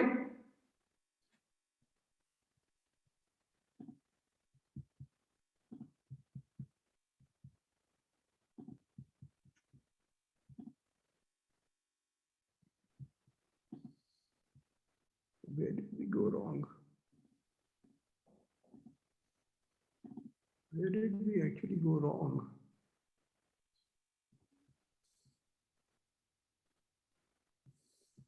I think I give you enough time earlier, finished earlier, so that you can sort out this. I had tried it earlier, but let me see now. That has disappeared. So hopefully, no, again, it says Rana Hafeez desktop 1, iPhone, iPad. अब इसको मैं अब कैसे खत्म करूं? खत्म करता हूं, जब मैं शेयर करता हूं तो वो आ जाता है. I don't know really what is this. Sir, I think I can, if you allow, I can share your presentation. Yeah, you can share my slides, sure. Can you see them, sir? Let me just see where did everything go. Yes, we can see that slide. But not me. Sir, can you not see my screen which I've shared? Yeah, it's just your screen and nothing else now. I can just see you, but not the screen. Can anybody else see Dr. Mahmood? Yes, I can see the slides. Okay, then I'll go to. I'll maybe. I can see also. Mahmood Shaukat, you can speak about without seeing. We can see the screen, please. No issue. I'll go. So first of all, I must admit that I am not a medical educationist as the required credentials go so far as that is concerned. And secondly, I'm not even from the mainstream of medical teaching. So I represent a small specialty. So my observations here would be just common sense, as it would cross the mind of anybody who has the ability to think. So the topic was flexible training in Pakistan. What I've done here is that I've stretched the concept of flexibility a little more, because I think in the context that it was being discussed was that people have difficulty in adhering to certain time schedules, and somebody may finish in 6 years what is supposed to be finished in 4 years.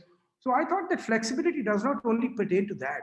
Flexibility in any system means much more than that. So what I've done here is just stretched the word flexibility to make it more meaningful, because for me, such an activity must generate some discussion. And that's the whole idea of having meetings and presentations, so that it sort of stimulates everybody's mind that what do we need to think in terms of our future requirements, in terms of what we are going to do in future. So my brief thing is that the need for flexibility in any area or a subset of a program is first has to be felt. The basis for this, of course, is the information from those who constitute the major components of the program. How do the residents feel about their problems? So that is what we need to start with. Third is, it has to be based, obviously this information is based on regular audits and feedback. I would only know if the students come and tell me that I have these issues, and I would just then start thinking on that, do a critical debate on the possible outcomes of any proposed intervention, and then a consultative process and do a pilot. This is how I look at anything for that matter. And then I try to implement the pilot and then follow it with feedback, modify it, continue it as such, or discontinue it. So I have to be ready, and this is exactly what I was saying in terms of the MCAT also, that we can't be prefixed in our ideas. So the vital thing here is training. We have to predetermine the outcome for a comparable level of expertise and abilities in our training programs. These and some other issues are not flexible. We can't have flexibility here, and unfortunately we do. The roadmap for reaching there can and should be made flexible for the convenience of the trainee without making any compromise. That's the basic requirement of any program. Capacity of the accrediting bodies has to be understood. Will they be able to cope with all this work? And possibly we'll have to adopt one day a one-man, one job policy, because I think that is doing more damage than anything else to our entire system. So why do we need flexibility? Where do we need flexibility, and what flexibility do we need? These are the questions that come to my mind. And as I said, we have to take local facts and problems of the trainees, the trainers, the training centers, and examining bodies. That would create a flexible model for training people of substance, for training people who can answer our medical needs. The need for the flexibility in hours and duration for the trainees is understandable, because many have different circumstances, different appetite for diversity, and different future goals. It doesn't start and end here, unfortunately, as most of the things we import from some idea somewhere else, and we try to impose it. And that's what I'm trying to differ here, that we cannot just import things and put them in our perspective, in our scene. We have to think. And that is what we've done, unfortunately, to the profession and to the country, that we've stopped making people think. So let's first talk of the trainers.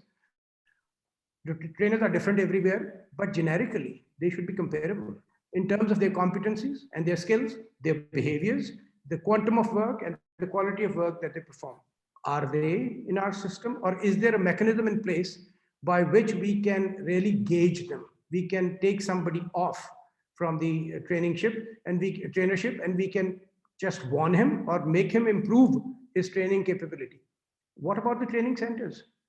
Are they similar in terms of facilities, teaching training programs and resources, workloads, and opportunities for professional development? Do they provide a conducive environment for publishing, and do they have a generally good work environment?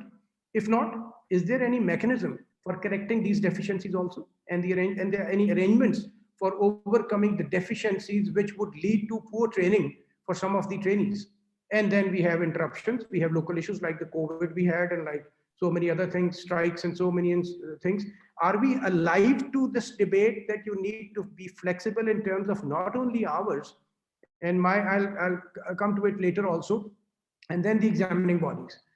Are they being monitored? Is somebody monitoring them for their standards? Are they following good practices? Is there no nepotism there? Is there no undue use of authority? Are there third-party audits for them also? Are there quality control on the examinations? As Taqi was saying, that you can't say that you had made good questions. This would only be tested by somebody else, and he would be able to declare that the questions were appropriate, particularly in terms of the outcomes. If they're producing people of sustainable quality comparable to the international market. And then stay with the flexibility for the ease of the candidate while not compromising any of the things that I've discussed so far. Category 1, this is the UK thing that they just imagine where do we fit into this? Disability or ill health? Yes, we don't have an issue with that. We always give them, we freeze their programs, so we don't have an issue with that. Responsibility for caring children, this is one thing that we don't see very often because we have a family system still, and people continue to take responsibility. I know PGRs whose children are being brought up by their grannies and by their grandmothers.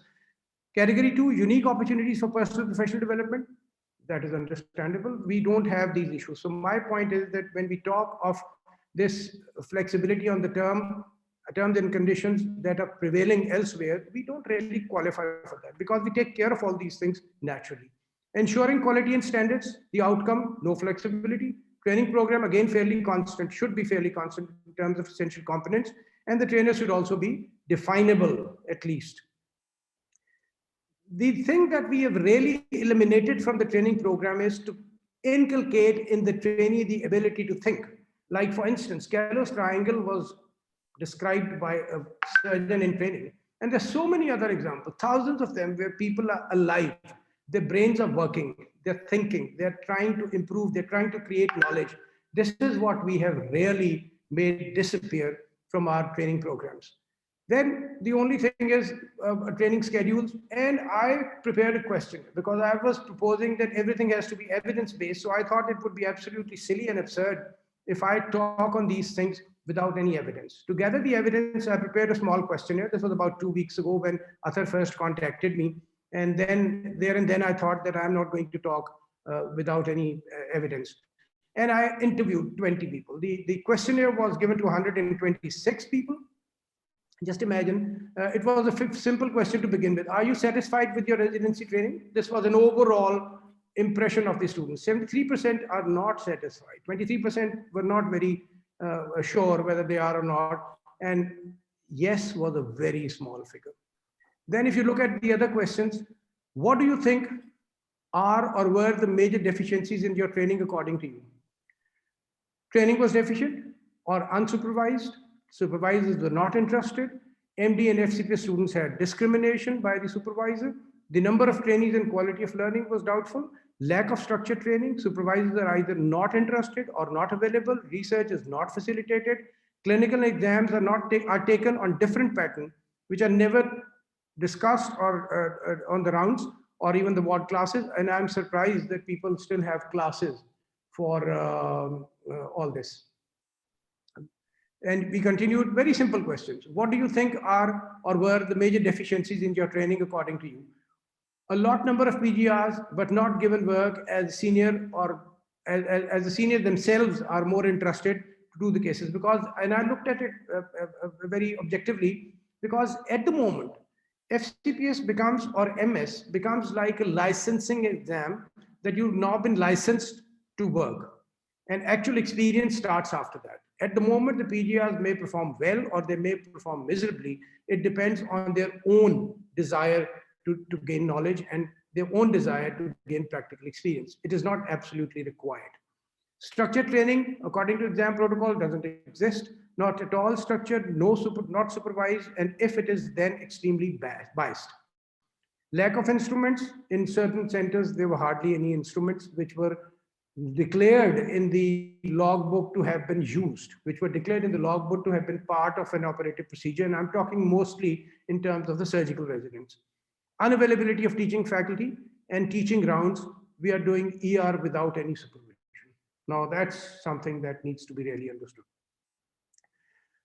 What do you think were the major deficiencies in your training according to you? Both of them nikal liya. Now, do you think you would have been trained better if you were at some other place instead of, and we just talked about the local, national places, and 65% thought yes. Only 15% thought no, and the others thought that maybe they'll be better off. Do you know any center where you think the problem of quality or quantity was being addressed better? Almost other than 3 or 4 centers that people mentioned. And it'll be important to remember here that we didn't want identity of the people participating. This was a Google based questionnaire, and we didn't want, but some students gave their email addresses, and these were the students who identified certain places of work, and they thought they were doing good work. They may be doing good work, but since they had put down their identity also, so that becomes a little discredit. Have you ever thought you should have had a different supervisor?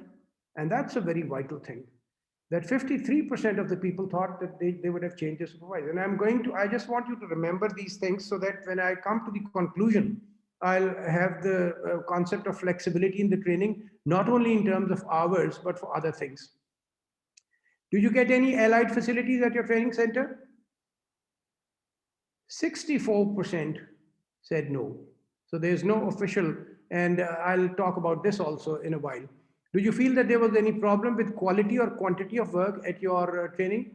And yes, almost 2/3, almost 4/5 of them think that there was a problem with the quality and quantity. And then we said, was it quality or quantity? And just imagine, all thought it was quality. So what are we talking about flexible training? Yes, we need a flexible training, but based on evidence and need of the society and the trainee. It cannot be taken as a buzzword because everybody is doing a flexible training. So I tell students that, okay, you can do it in 4 years, or you can do it in 6 years. My point is that where and why do we need a flexibility? We had 18 interviews about this also. And in that we discussed about thesis, dissertations, and e-logs. And to my horror, although I had an idea about it, hardly anybody writes his thesis himself. Hardly anybody writes his dissertation himself. There are now available. Now, as Taqi was talking of the institutions that were preparing people for MCATs, it's everywhere. And there's no answer to it unless the monitoring body makes a very, very valid and very tangible plan and program for this. Now, you see the dissertations and the theses are being written by professionals. You don't even have to select a topic. You just to pay them a certain amount of money and they'll do everything for you. So what training are we giving to our PGRs? To be corrupt, to be telling lies, to getting their degree on the basis of a fraud? This is the flexibility that we need. The e-logs, 80% of the students said that my supervisor gave me his password and I've put in everything myself on my e-log. So my question is that why do we ask them to write these dissertations and theses if all of them are not writing it themselves? We can change it easily, very conveniently with an exam, because the idea, as I talk to the universities and the college, they say, no, it's not research. We want them to be able to write, and we want them to be able to search the literature that can easily be tested in an exam in the IT room. So we can have 2 exams in which in one of the exams, we can give them a task to search the medical literature. And that will be much more objective and less waste of effort and money and time. And the second exam, we can give them 3 papers and write a report about the papers there and then. And we would have something done by the candidate himself. Why are we letting this go unchecked? Why are we doing all this when we know it's not being done by the candidate? What are we evaluating? So that is the flexibility that should not have been there. And we brought in this flexibility in our system. And where it should have been is why have a supervisor for 4 years for something that the student doesn't even do himself? I think we need to get rid of this supervisor examination concept. The children should be allowed to rotate to places if they want. If somebody has never seen an instrument in his life and he writes in the e-log that I've done 7 operations with this instrument, are we not preparing a person who's not going to be honest for the rest of his life? So who has given us this authority to train people who are not going to be able to contribute, not even be able to contribute to the system? So that's my point, that we need a flexibility. We do need it, of course, because there cannot be a very rigid system anywhere in the world, in any field, what to talk of medicine. But we need flexibility incorporated intelligently, and we need to incorporate it in such a way that we have answers and we have solutions for the problems that we face in our society and in our patients. And with that, I leave everybody with so many questions, with so many possibilities, and that should really stimulate our mind and really go to people like Arshad Taqi. Hello? Yeah, I'm nearly done, and I hope I haven't overshot my time. And my idea was to leave a certain number of questions so that we can all think about them, we can all come out with solutions, we can all sit down again with the people who matter. I don't. As I said, I'm not even remotely connected with medical education, and I don't even come from the mainstream of medicine and surgery. Mine is a very small canvas. But if I can think of these things, why can't we as a group? And that's the question that I posed to all the speakers and the people in the bedroom. Thank you very much. Excellent presentation, Mahmood Shaukat. I enjoyed it thoroughly, and to be honest, it put a lot of questions to our system. And I put obviously in this chat as well that we see that obviously there's a lot of dissatisfaction among the trainees. So we need to really take this feedback back to the colleges and whether it's CPSP or universities, and make sure that obviously their standards are set. I think they are already set, but they should be met. And the supervisors should be really guided, and there should be provision for training the supervisors that what is expected of them and what is kind of really they should be, how they should be training their trainees, and should not be really left to their own terms really, and that just let them loose and carry on. So I was really disappointed with the result, but as you said, there are a lot of questions, and we need to really take them back to CPSP and PMC. The other thing, what I see, I mean, working in UK, I think we have put a lot on in the plate of PMC, or whether they have taken it themselves. So probably this responsibility has to come back to the colleges and universities, that they need to really take some actions, and they should be responsible and should be held responsible for taking appropriate action, and hopefully can deliver the trainees and meet the expectation of trainees. And these kind of really surveys, what you have done, probably repeat it and hopefully see whether obviously that brings the improvement. And we can develop maybe audit cycles, and in individual sort of schools, medical schools, that okay, this is our set standard, and give it 6 months, bring some changes, and see if we can improve our outcome and improve the response from our trainees. Not by force, but obviously their expectations should be met. So that's what I would like to comment. And Asif Saab, I mean, he has been obviously working in UK as well. He can comment. And we can hear from Sher Saab as well. He's a renowned educationalist. Yes, thank you very much. Can I? So I think the very, very important questions have been raised. Even the honesty and reliability of the system has been questioned. I think it's really, really very serious issue. And as you said, sir, it must be addressed on as soon as possible. I mean, if we are feeling, the people who are in the system, they are feeling this, it's very disturbing, honestly, very disturbing. Okay. Can I come in as well, please? Sure, Asif bhai, aap bataiye. Yeah, you can share your response. Yeah. Yeah.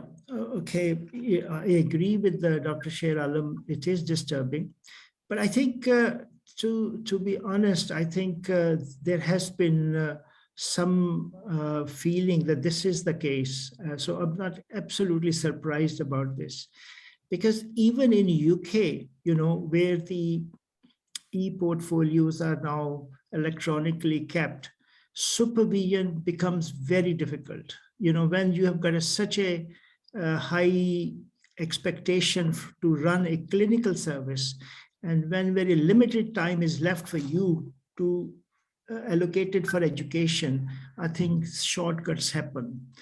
And even if that happens in UK, which I know, I was director of medical education for some years for my trust, and sort of looked into that.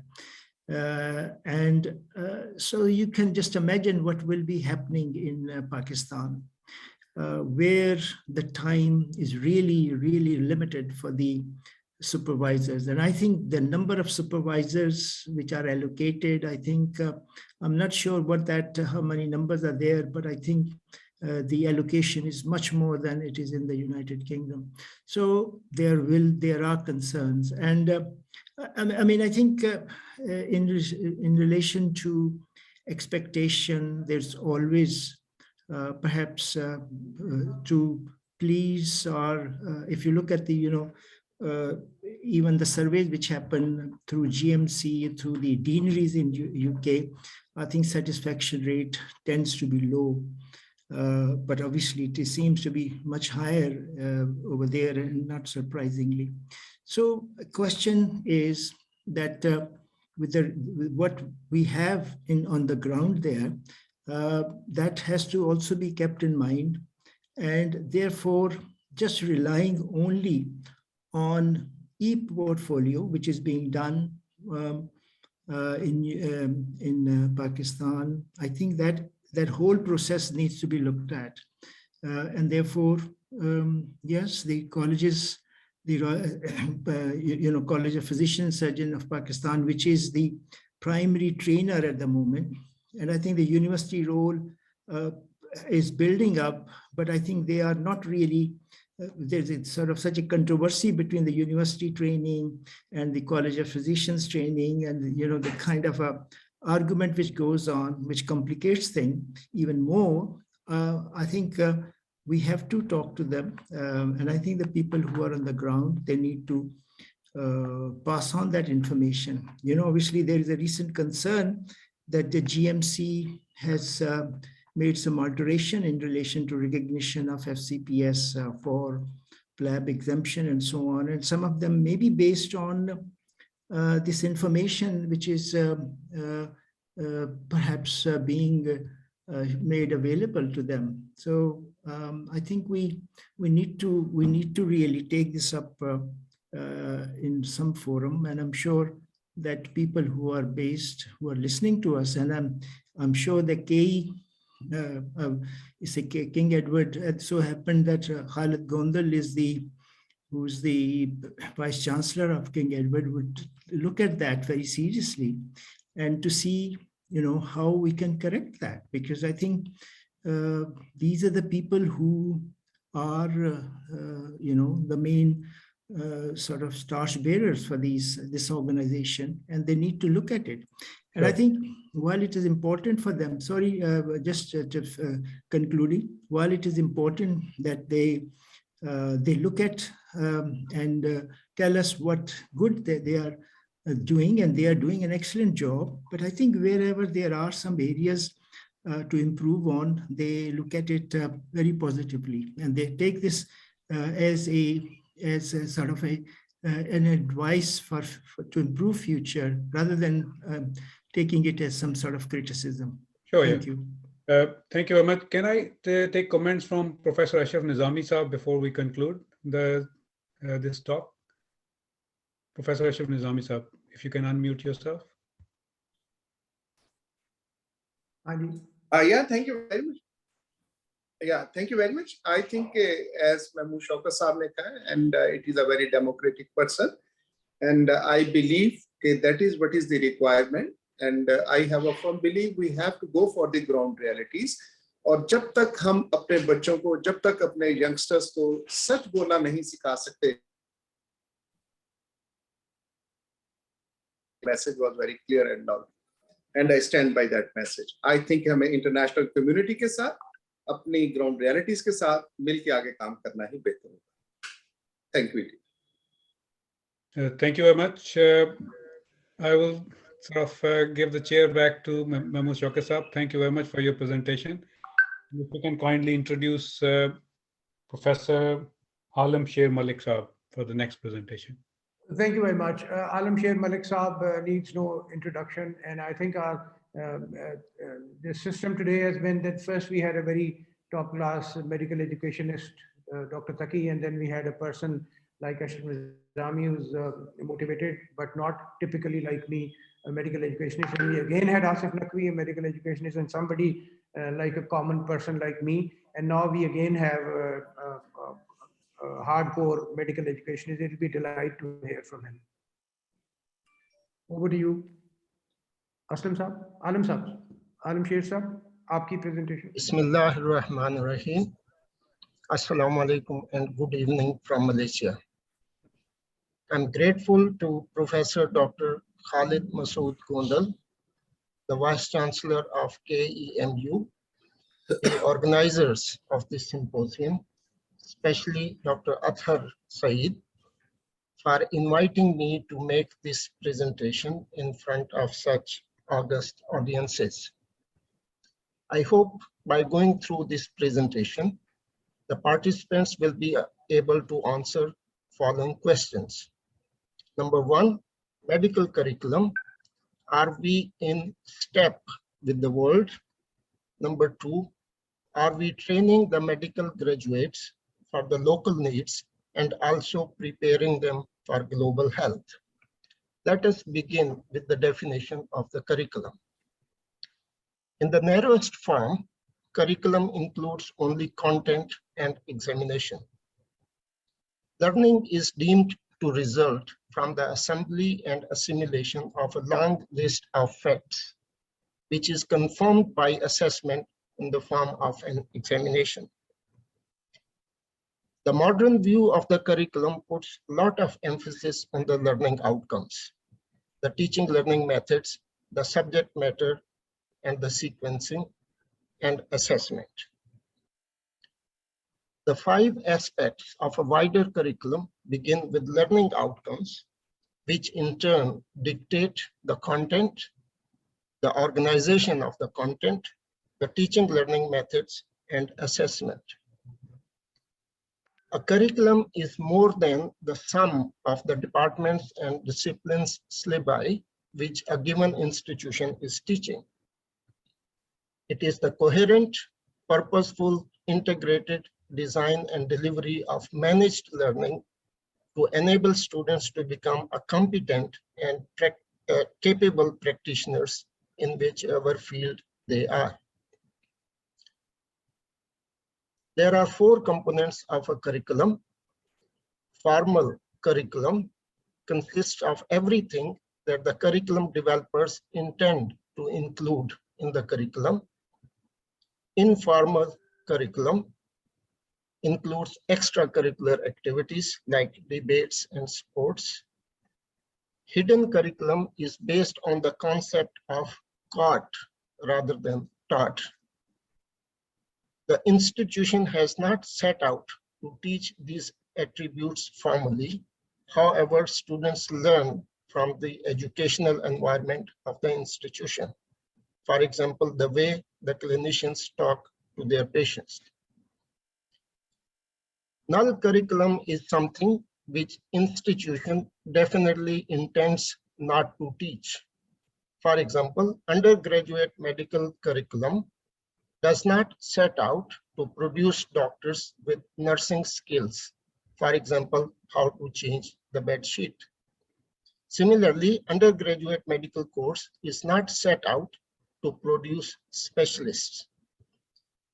It is important to know what to teach, and it is equally important to know what not to teach in undergraduate medical curriculum. There are 3 levels of a curriculum. The planned curriculum, what is intended by the designers. The delivered curriculum, what is organized by the administrators and what is taught by the teachers. And the experienced curriculum, what is learned by the students.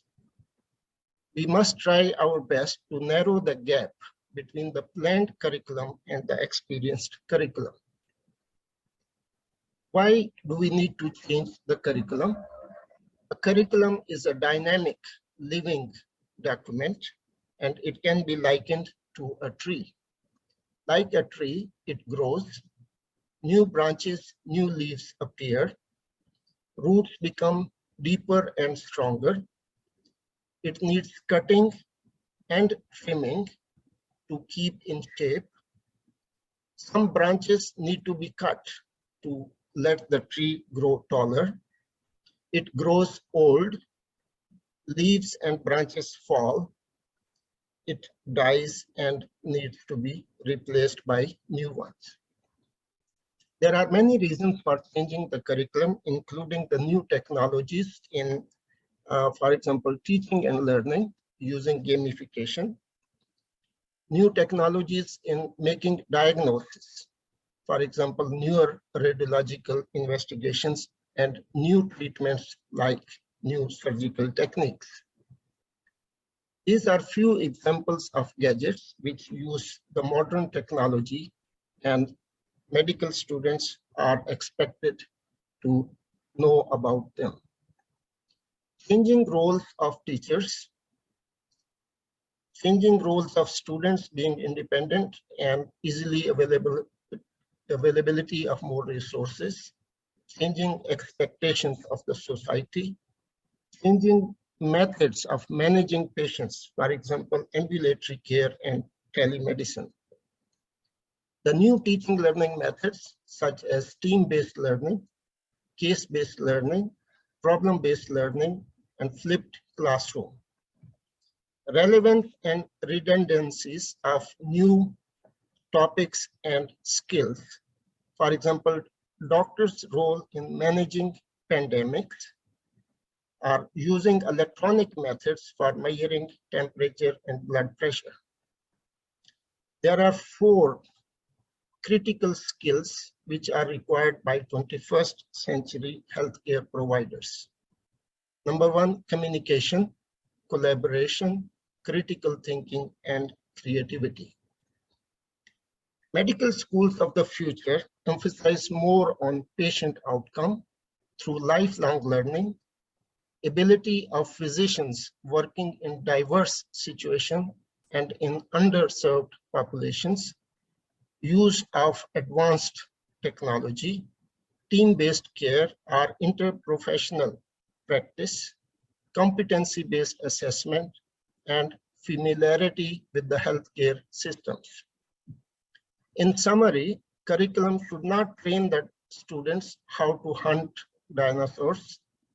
Curriculum should achieve a symbiosis with the healthcare services and the communities in which the graduates would serve.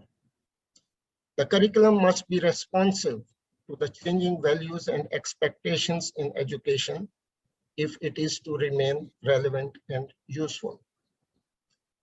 The new concepts in curriculum include problem-based learning curriculum, outcome-based education, spiraling in curriculum, integration in curriculum, community-based curriculum, competency-based medical education, and interprofessional education.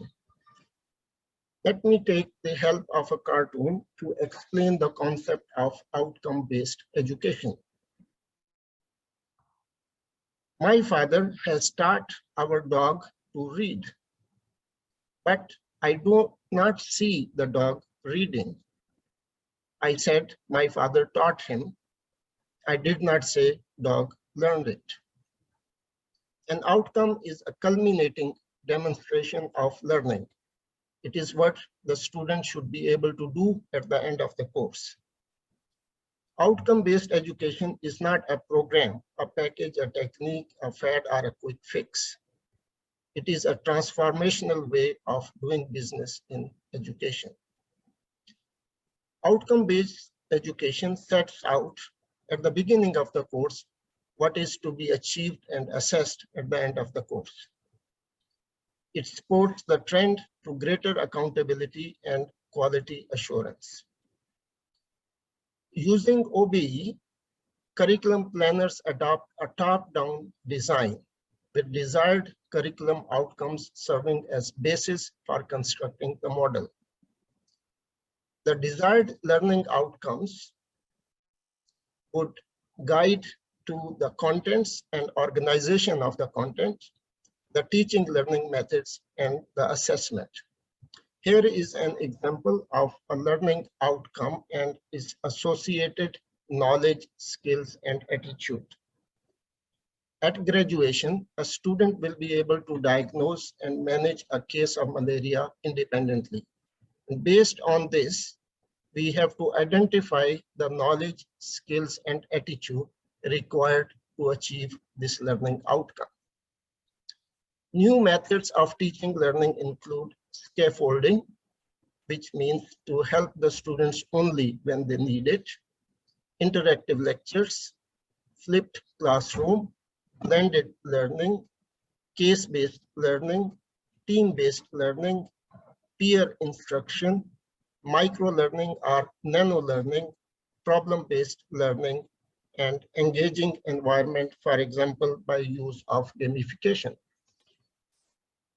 The new assessment concept and methods include standard setting, programmatic assessment, mini clinical evaluation exercise, online assessment, 360-degree assessment, workplace-based assessment, modified long case, that is focused history taking and physical examination, OSCE using simulated patients and mannequins, and continuous assessment versus summative assessment.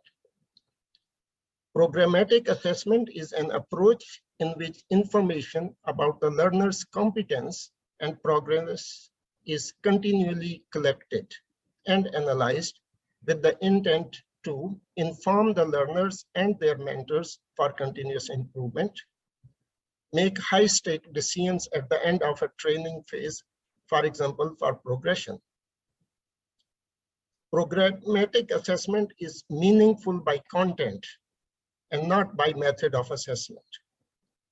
Results of parts of multiple choice question examination may be combined with parts of an OSCE to draw conclusions as to the examinee's progress in multiple domains of performance, for example, knowledge and problem-solving skills.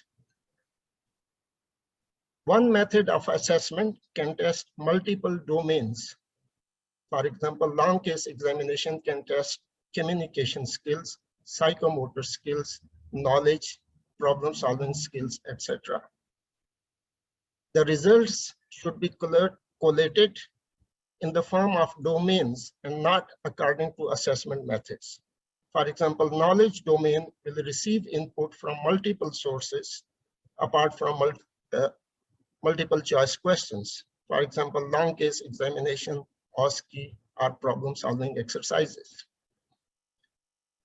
Based on the review of the results, remediation plans are provided. A continuous dialogue between the learner and a dedicated staff member who may be a mentor or a supervisor focuses on the analysis of the competence development and personal development, and also on feedback and remediation. Instead of a conventional assessment, such as taking a high stakes multiple choice question examination, followed by a pass-fail decision, programmatic assessment addresses both the attained competence levels and their developmental processes. In programmatic assessment, information from all assessment sources can be used to inform about all the competency domains. And all competency domains are informed by various information sources. For example, OSCE can also assess knowledge.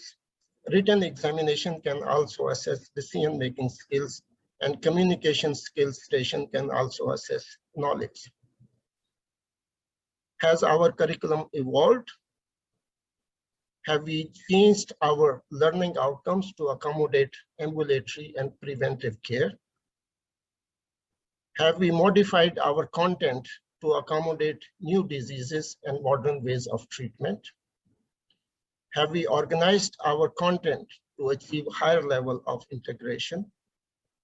Have we adopted new teaching learning methods such as flipped classroom? Have we adopted new methods of assessment? Have we aligned our curriculum in terms of content and assessment? Regarding clinical methods, do we still need to follow the traditional methods of clinical examination?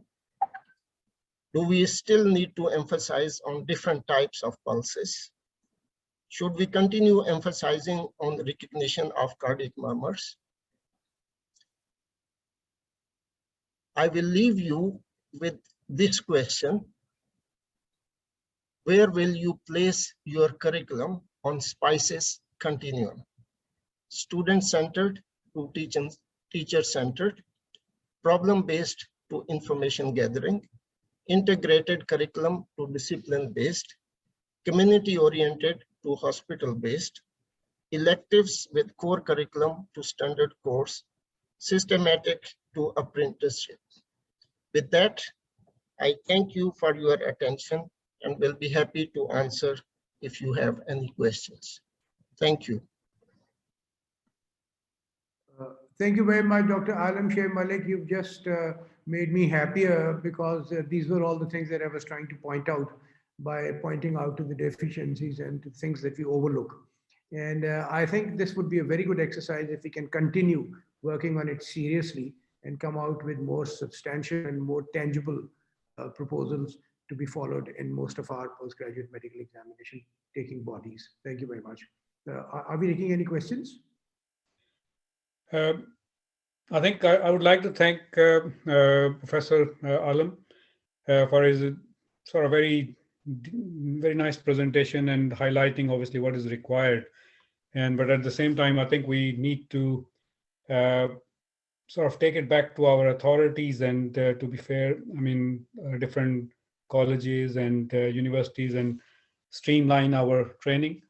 And while we are here, we've been joined by our co-host, Dr. Aisha Saqib. She's a trainee, higher specialist trainee in Guy's and St. Thomas's. And I would like to listen from her as well, what she feels and how kind of she see what we can do to improve our education system in Pakistan. Aisha, are you there? Yes. Assalamu alaikum. Thank you for inviting me to speak. Excellent talks since this morning.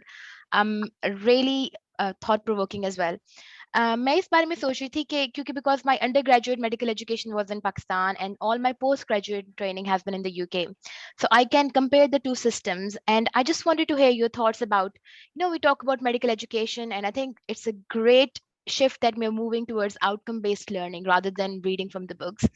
What are your thoughts, and what do the speakers think about including extracurricular stuff like medical ethics, communication, work on audits and quality improvement, and how can we include delivery of healthcare services as part of a curriculum starting from medical school? Because I think all of this needs to be part of becoming a successful doctor. You can't just rely on someone who's only read from books and then the next day you expect them to run a hospital or work as a SHO or senior registrar. What are your thoughts? I was just wondering.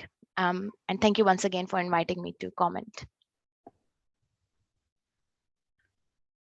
The question if I can comment, I think Dr. Aisha has raised this point, what is called the third pillar of medical education.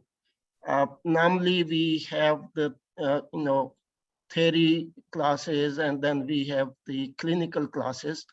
And this is being recognized. The third pillar is the knowledge about the health system in the country that the graduate should be familiar with.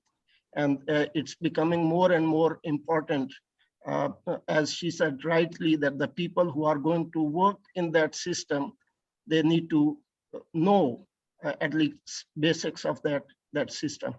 Thank you for raising that point. Can we add to that? Sure, you can. Yeah, what I think is that rather than thinking of it as a third pillar, I think times have changed. This is the platform on which you really build your medical career now.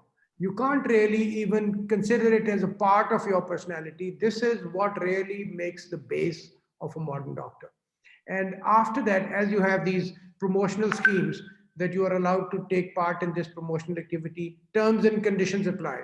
I think for medical profession, if you're going to start your career, the terms and conditions are that you have to be well versed in these few things. These are not unimportant components. This is the basis of medical profession today. Thank you for your comment. Just actually, I mean, there have been some questions in the chat, particularly highlighting that as if the FCPS and MS and MD, they are running parallel and there isn't really much collaboration in terms of obviously setting standards or sort of really reaching the same outcome. So whether that can be addressed in any way or form. So any comments on that? Yeah, I think if I can start the discussion, the thing that really beats me is that I get up from the academic council of the College of Physicians and Surgeons pertaining to the pediatric surgical facility. And I go to the University of Health Sciences as a representative of the pediatric surgical faculty. So all the people who I met in the CPSP would be sitting there in the UHS. So that's something that I really fail to understand. That how can the same group of people treat something which is similar differently? Why should there be a disparity when the supervisors are the same, the curriculum setters are the same, the examiners are the same, the people who really are important in the discipline are the same in both places? Now that is some question that I've never been able to find an answer to, because in the university apparently it's all power given to these people. In the CPSP also, a lot of power is given to these people. Why do they behave differently at the two different places? This beats me.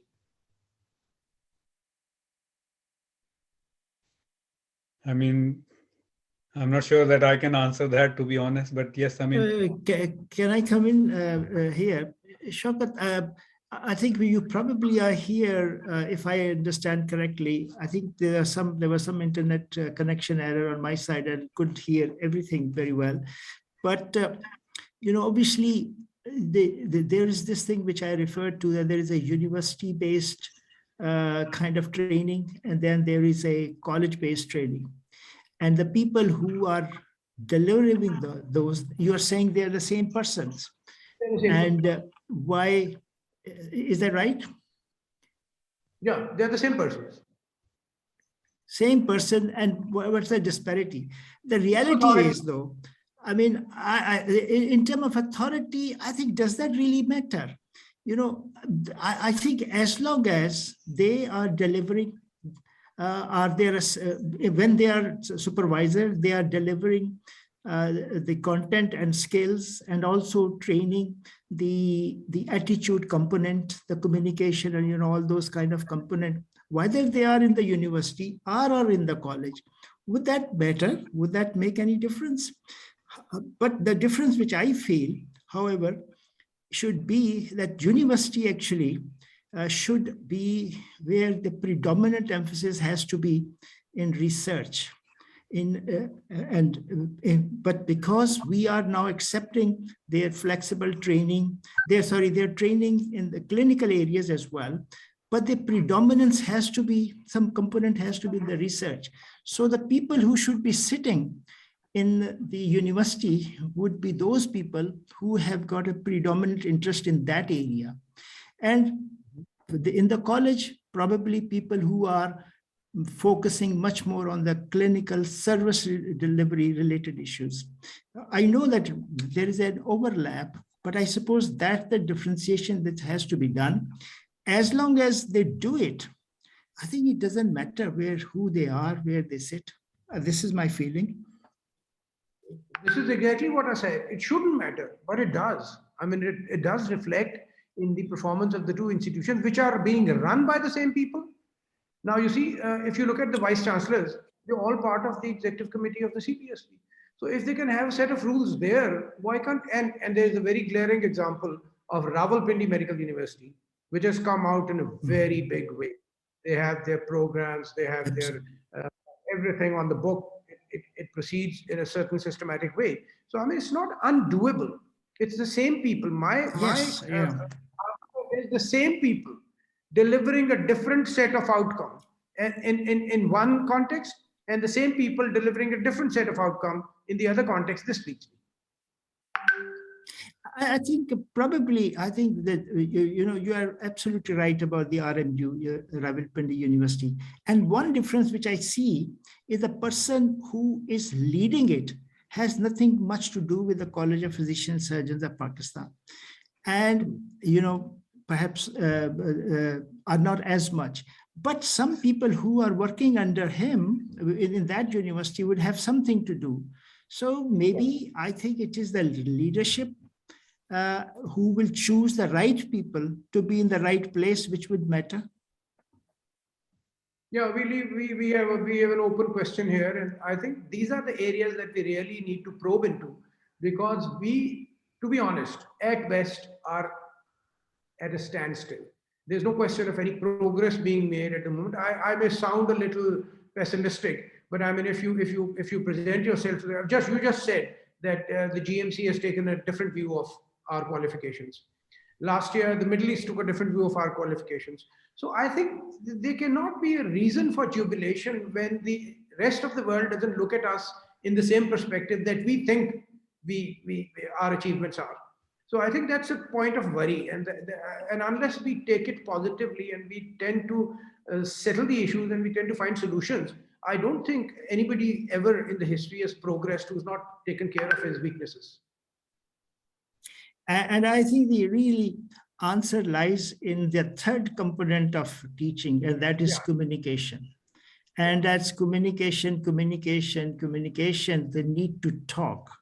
And I think talk in a very positive, and I think, people like you are really in a very best suitable position to do that. I mean, you are one of our leaders in Pakistan, I have to say, in utmost regard. People, they need to do, and I think people like in the kind of in the arena of public PMA, Ashraf is sitting there, who really, who conveys the feeling, the felt feeling of the community there to the right people. And I think that's important, that, they should convey that. And I think people who are overseas are in a very kind of difficult positions. Perhaps I have a little bit more interaction, being the fact that I was there for some years. But I think we all need to get together, Shaukat. I think because things are at a stage that it needs to be taken up. Thank you. Sir, if I may say, all these things which have been said can be done. There's nothing which is impossible. Then, second point, interestingly, there are people available who can offer their services, and they are willing to offer their services. So we have sincere people around who are keen to help to improve the system in the country in a way like payback kind of thing. So like you said, probably we need a good leader and who knows how to use these resources. And I honestly was quite disturbed when Professor Mahmood Shaukat presented that data. That we are talking about specialists, you see the what they call is entrustable professional activities, and three basic things are the honesty, the reliability, and those kind of things. And not having the very basic attributes is quite upsetting, actually. Thank you for your comments. Can I ask Arshad Taqi and Ashraf Nizami Saab? So first, Arshad Taqi Saab, if you are there, if you can unmute yourself, I can see your comment. Assalamu alaikum ji. So what's the question, Chief, please? It's just really we were discussing, and you might have seen Mahmood Shaukat Saab's presentation when he shared his survey, and then Malik Saab obviously shared his kind of presentation on curriculum and how we can, obviously, are we meeting the expectations? So, and there have been questions in the chat that obviously there's I mean, there's not really a similar kind of standards for both the FCPS and then MS and MD trainees, and the standard of supervision is not the same. And the survey by Mahmood Shaukat suggested that as much as 70% of the trainees, they were not happy with what they were receiving as supervision. So if you can kindly comment on that, what obviously we can do from PMC or from CPSP really. See, one comment on what Dr. Mahmood Shaukat said a little while earlier, that they are delivering two different outcomes. The same set of people delivering two different outcomes. No, with due respect, they are not supposed to be delivering two different outcomes. They are both delivering what is supposed to be a qualification or an alternative qualification, which labels one as a specialist or qualifies one as a specialist. So that's where the entire outcomes converge. Now the problem is that we have got the same people train the two different set of people training in the same unit with two different induction criteria, and going through to what may be the same, but actually not really too similar. They may be similar, but not the same curriculum being delivered by the same person within the same unit, and now going through a separate assessment and then getting the same label as a specialist. There is a contradiction and a conflict there which needs to be looked at. So how we go by it, I think it's good that you have initiated a conversation, a dialogue. It's not going to be an easy dialogue, that I must say. Nizami Saab is sitting here. He represents a segment of our and a very significant segment of our fraternity. This issue needs to be addressed, and I could not agree more on that. The quality of training needs to improve, but for that, unless we get all on the same page and create a buy-in amongst all the stakeholders, we are not going to get there. This was going to require some political will. This is going to require some not very popular action. We are going to get some people out of their comfort zones. But unless we initiate this dialogue and take it somewhere, our postgraduate qualification are going to go for a 6, with due respect, as they have gone in the recent times. So I mean, within the kind of confines of my office, I can. This is as frank as can go, because we would not want to, at this point, we would want this thing to be the dialogue to be initiated. All the stakeholders actually get together and look at all possible solutions, because we as a regulator also give them our point of view. Thank you very much. Ashraf Saab, are you still there? Please, if yeah. Thank you very much, sir. मैं थोड़ा सा share करना चाहूंगा, अगर मतलब दोस्त इस चीज को जरा देखते होंगे कि इस मुल्क के अंदर जो चीजें आगे आई, पहले we used to speak about कि इंटरनेशनल कॉलेज, जो रॉयल कॉलेज हमारे साथ इन्फ्लुएंस था यहाँ पर पाकिस्तान के अंदर, और फिर लोकल प्रोडक्शन के बारे में थी, कॉलेज और एमएस और MD, this was the debate over here in Pakistan. उससे हम निकले हैं तो एक और आ गई कि यहाँ पे जी कॉलेज है और यूनिवर्सिटी है, कॉलेज एंड यूनिवर्सिटीज, वो उनका अलग अलग से एक हमारा एक सिलसिला कार आ गया। अभी जो बात जिसके साथ, just to conclude, not taking all that history, और उसके साथ जो तकी साहब ने कहा, मैं एक चीज शेयर करना चाहूंगा कि when it was the PMDC hold a seminar and took on board all the associations, I mean the professional associations, orthopedic surgery वाले थे, peds वाले थे, बाकी सब लोगों को, and question was been raised कि जो curriculum and the system what we are मतलब introducing here in Pakistan, तो उसके साथ हमें outcome कैसे और क्या होगा। मैं समझता हूँ कि साइंस रिसर्च के बगैर तो दुनिया मुकम्मल ही नहीं है। How comes कि एक हमारा जो पोस्ट ग्रेजुएट और उसको पेपर लिखने का ना पता हो, उसको रिसर्च मेथोडोलॉजी का ना पता हो, एंड जैसे महमूद शौकत साहब ने कहा कि अगर एक शख्स को यही नहीं पता what I know and what I don't know, to meanwhile what sort of the post graduation we have and what. और आलम साहब ने मैं समझता हूँ कि बिल्कुल क्लियरली कहा कि medical education and that starts not only for the undergrad, postgraduate, but what we have the stuff, they have to make it realized. और बाकी ये बातों के साथ दुरुस्त है कि हमारे यहाँ जो इख्तलाफात यहाँ पे अनफॉर्चुनेटली आ रहे हैं कॉलेज के versus the university, this should not be there are the दुनिया के अंदर है बहुत से सिस्टम्स हैं और उनके अंदर डिफरेंट एंटी सिस्टम है, उनके साथ फिर असेसमेंट इवैल्यूएशन का भी मुख्तलिफ होता है, but they stand on a minimum standards. तो मिनिमम स्टैंडर्ड्स जो मैं समझता हूँ यूनिवर्सिटी के साथ और कॉलेज के साथ और जितने भी हमारे यहाँ पे हैं उनके साथ होना चाहिए. And certainly we stand by the standards of the Pakistan जो कि हमारे इंस्टीट्यूशंस के इंटरनेशनल हो, whether it is in the Middle East और ये टाइम टू टाइम उनके साथ भी वेरी करते हैं.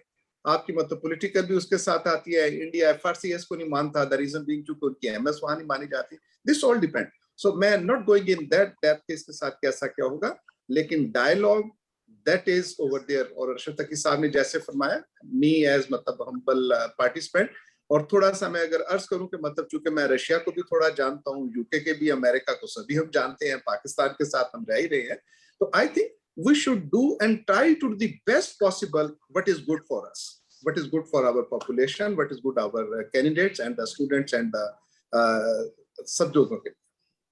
Thank you. Thank you very much. So let's hope, I mean, we can obviously take some positives out of this discussion, and through, obviously, I will feed back to the organizers, and hopefully we can input from, obviously, as an overseas participants and share our experiences and hopefully build up on that and keep on sort of really on a journey to improve our education system. Thank you very much for all the presenters. I'll give it back to Mahmood Shaukat Saab to close the discussion. Thank you very much. I'm very grateful to all the participants and to the organizers that have taken time out of their busy lives to really talk about something which is of paramount importance, which is really glaring us in our eyes, that if we don't act now, we're in for big trouble.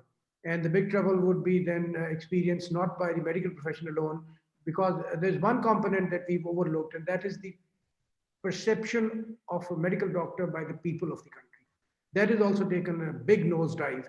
And I think that is very vital also for the profession. And I think it's time that serious people sit down together, they make, and at least create a document that may or may not be taken seriously by the administrators, whoever they are, but we need to make a very serious document, and we need to really put this forward and take it forward so that we can do some service for this very noble cause. Thank you very much. I'm very grateful to all of you. Thank you very much, everyone.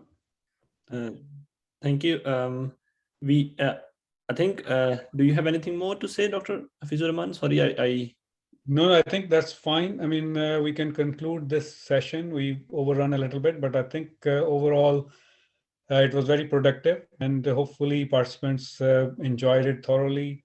And we will make a summary and we'll obviously share it with the relevant authorities.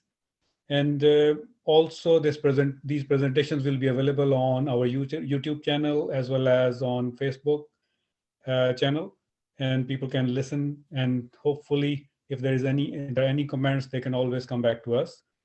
And I mean, we have got poster sessions running at the moment. I think, Toqeer, you can give some more information about that. Yes. Yes. So after this, I think on channel 2, we have got this poster session running, but parallel session 1, which is channel 1, we are starting our final session there. I think our session ran a little bit longer, so probably they would have started by now.